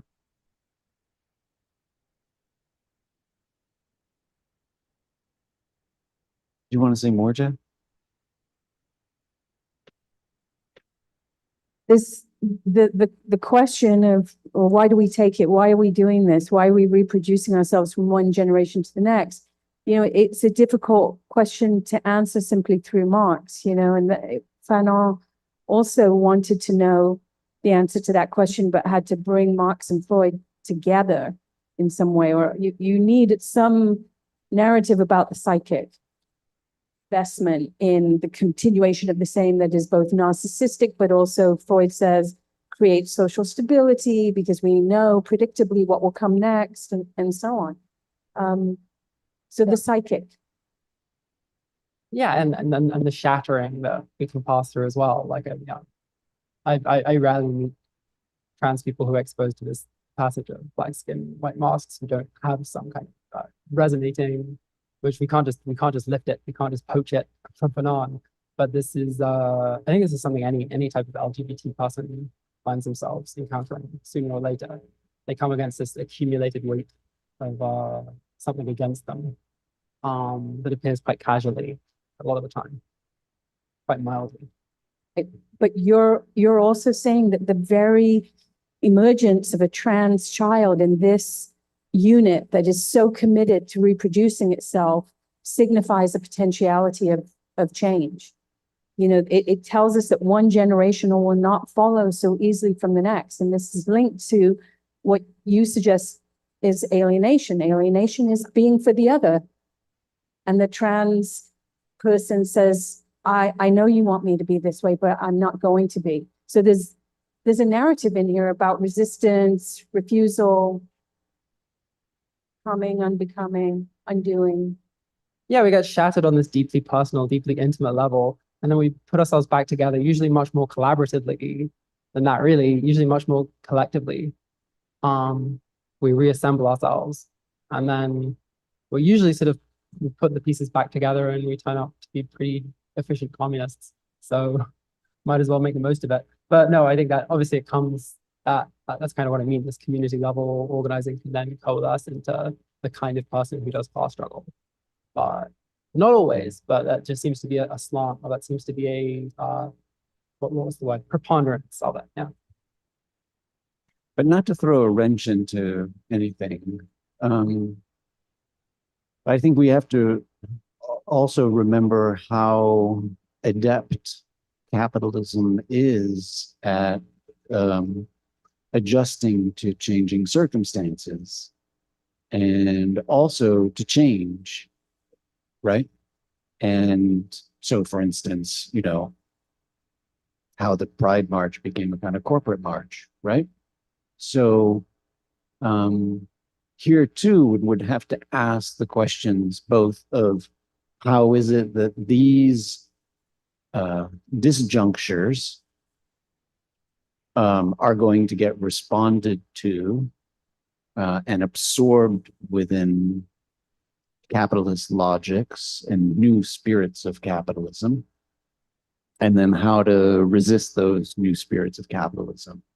So, I mean, I think so. It requires another level of reflexivity on top of everything that you were talking about, right? Hope.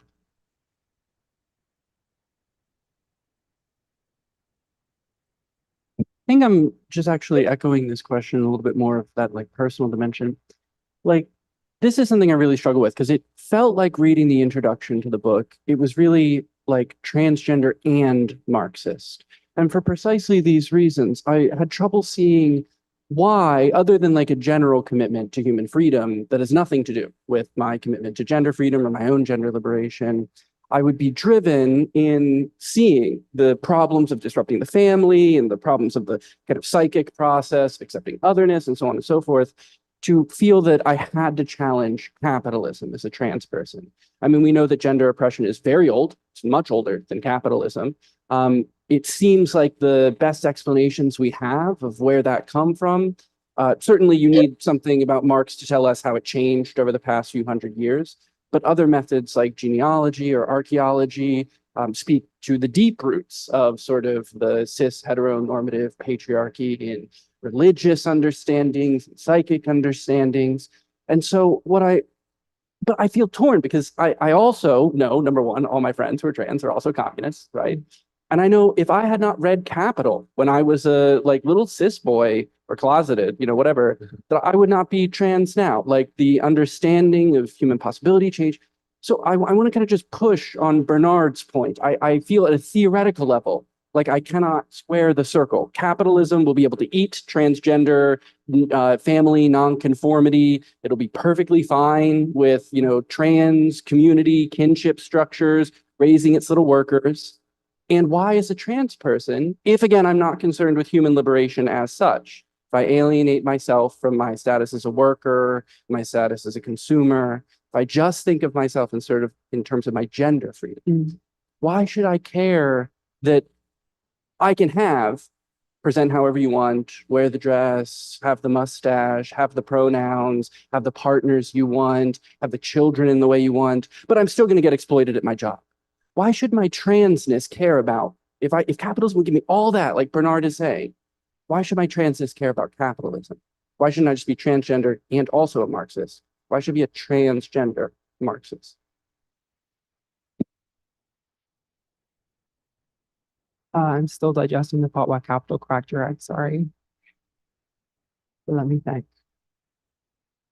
Why do both?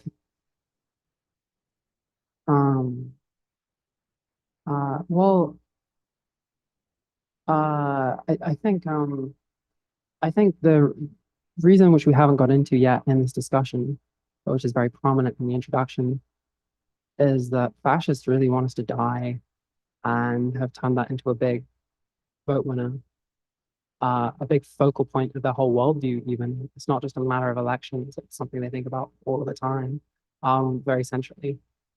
And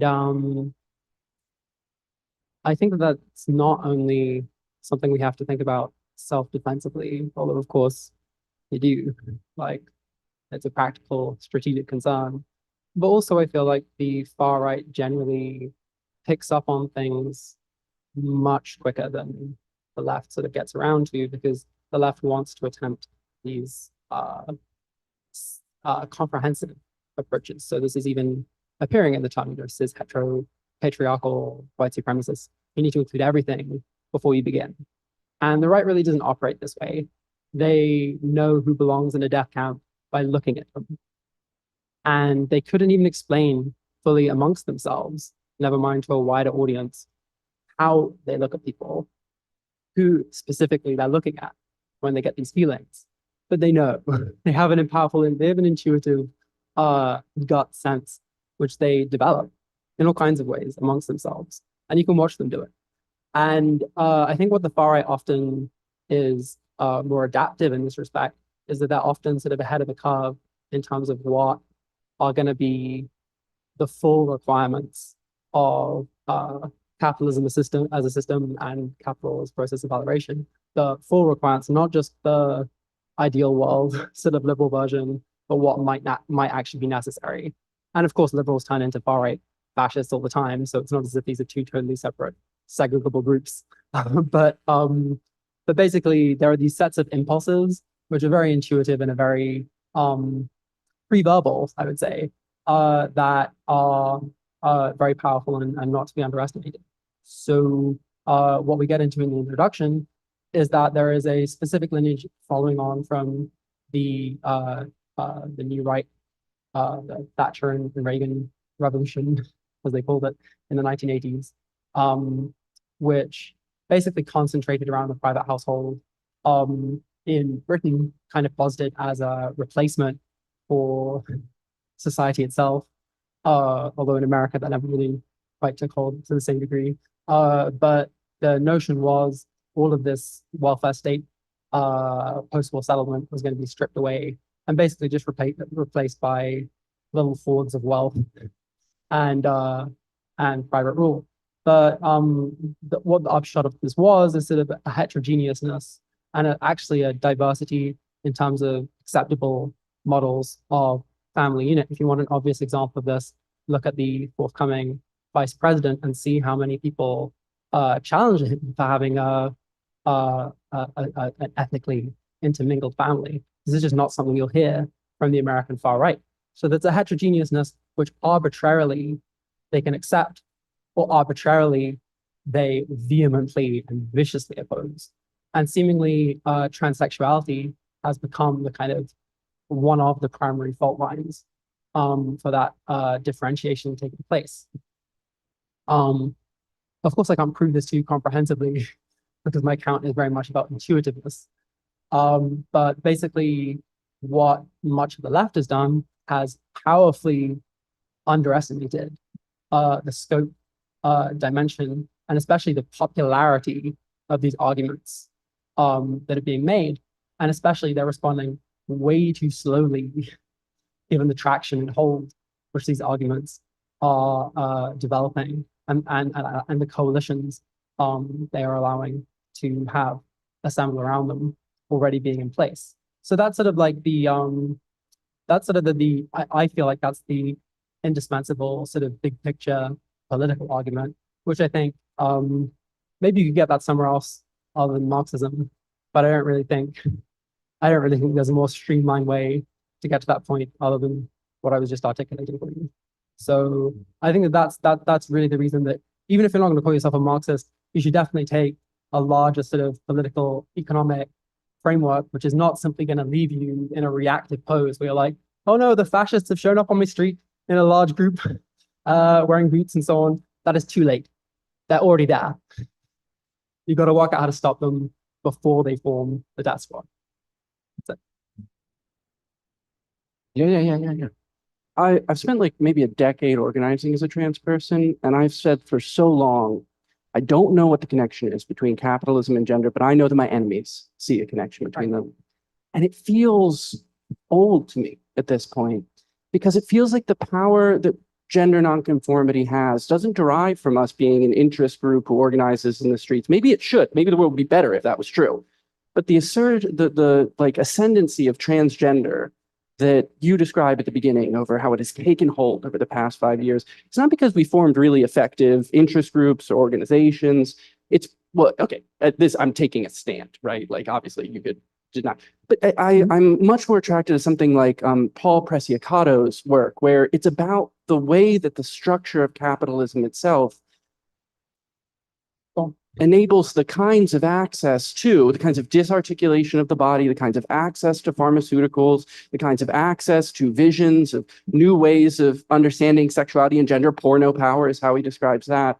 And so it sort of, I worry that on an individual level, obviously I'm very worried about like Trump getting elected, and like I can very much see a possible future where I suffer very deeply for that as someone who refuses to conform and teaches in a public setting and yada, yada, yada.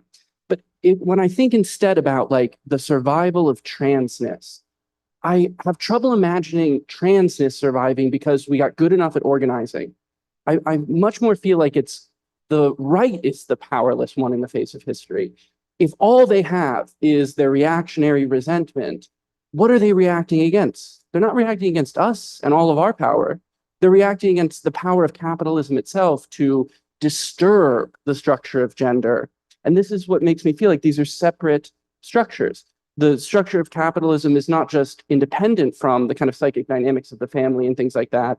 It's actively undermining them. How do you get rid of transgender in a world with TikTok? How do you get rid of transgender in a world with DIY? The story of like the Nazis burning all the books, right? And putting everyone in camp and pushing us back, 20, 30 years. That seems like deeply impossible to me.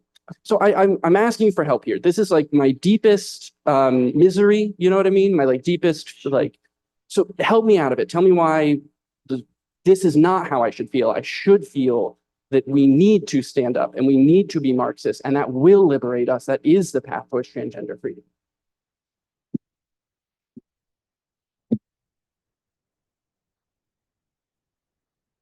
I don't really know if I'm a Marxist. I'm sorry. I do have three points to respond to quickly though.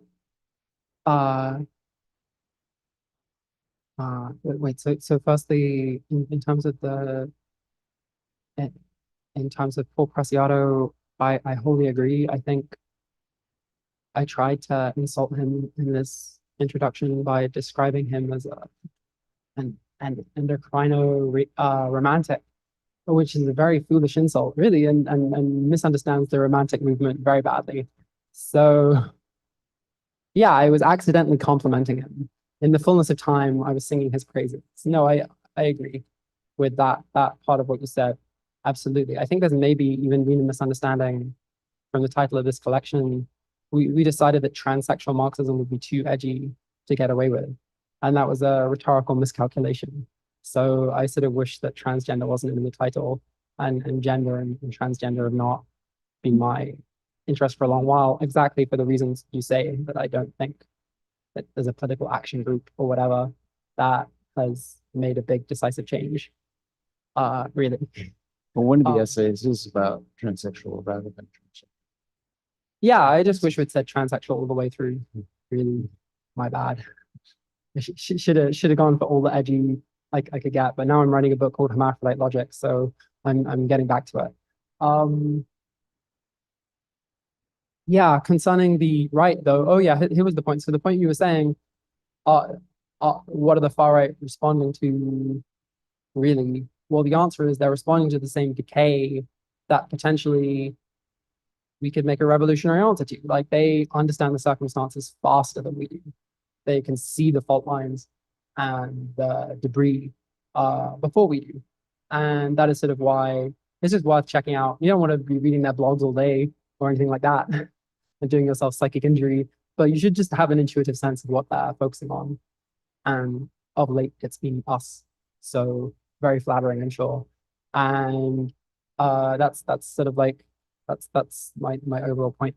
But I think what you're sort of saying strategically is what I'm sort of like trying to argue throughout this and my next book, that there is an underlying predicate of clandestine organizing that will be invisible until there are just more trans people, and there are fascists being like, how come there are all these gender ideology addled freaks out there these days? Like they, as you say, are both ahead of the curve in terms of their detection of it, but also behind the curve because they will never fully grasp the kind of intimacies and build them and upbringings which people are giving to each other.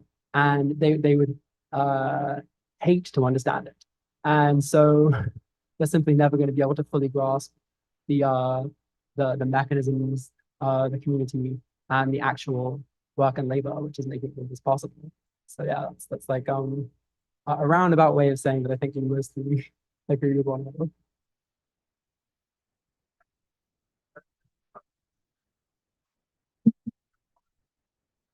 Yeah. DIY are coming from global pharmaceutical production. And so, like, if what's giving us power, if you agree, what's giving us power is these sort of subterranean, like not being in the street, but building these. And if those themselves are directly empowered by capitalism, I lose traction on the connection with Marxism. Like, why is the trans person, shouldn't I be like, keep capitalism, great capitalism, yes, capitalism, no Marxism, that's going to get us a state, that's going to get us Soviet Union, that's going to get us no subterranean DIY hormone networks, no TikTok where we can see every other person's way of life. I love capitalism. I love that it gives us this anarchy, the porn, pharmaceuticals that destroy cis heteronormative, the sort of foreclosure of. Wait, is that actually your position? No, this is my greatest despair. That's what I said at the beginning. I said, help me out of this like terrible pit of despair where I find my Marxism, my commitment to human labor and liberation, pulling me away. Like you're worried you'll become a liberal?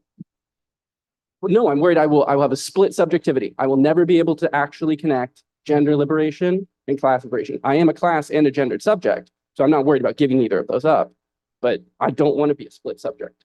Well, you don't have to develop yourself as a proletarian subject. The point of Marxist strategy is that the proletariat is trying to abolish itself. It isn't about developing.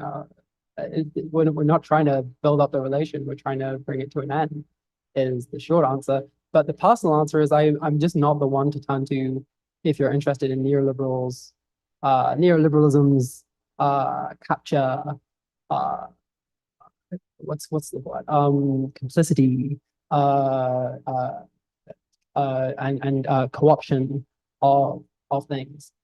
You can turn to almost any other social theorist, and I'm sure they will have a long critique of neoliberal capture. To me, this is uninteresting because I feel like these theorists often have a very weak grasp of what transsexuality looks like. They definitely have a weak grasp of what intersex liberation looks like. They have a vague and rudimentary understanding, and that even goes for many of those who describe themselves as trans theorists. They simply do not have a detailed account, beginning as all Hegelians must, with the abstract and then moving through to the concrete in that in an accounting which actually sort of concretizes between those two things.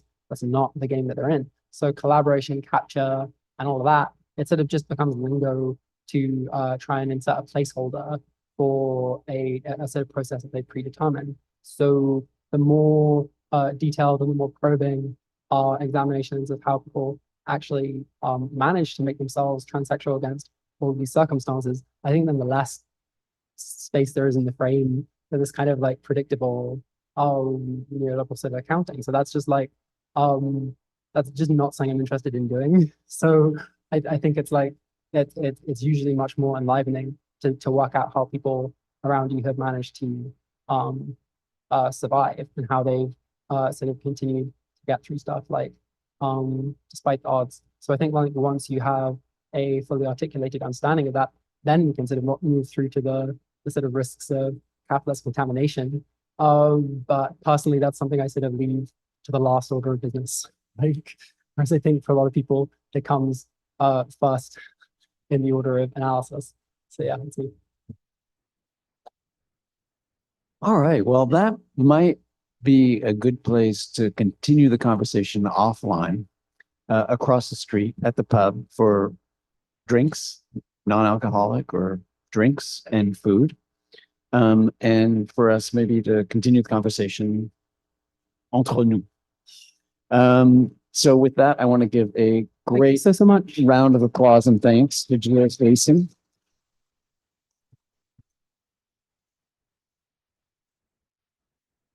And to all of you for a remarkable conversation. Thank you so much. Thanks, John, for all the AV work, Ricardo for organizing everything, and thank you all for being here. So I look forward to seeing you in 2025. I think our first one is going to be on January 22nd, and we're going to be reading the Communist Manifesto along with the Feminism for the 99% Manifesto with 3 extraordinary critical thinkers. All right, so thank you very much. See you in January, and thank you, Jules. Thank you.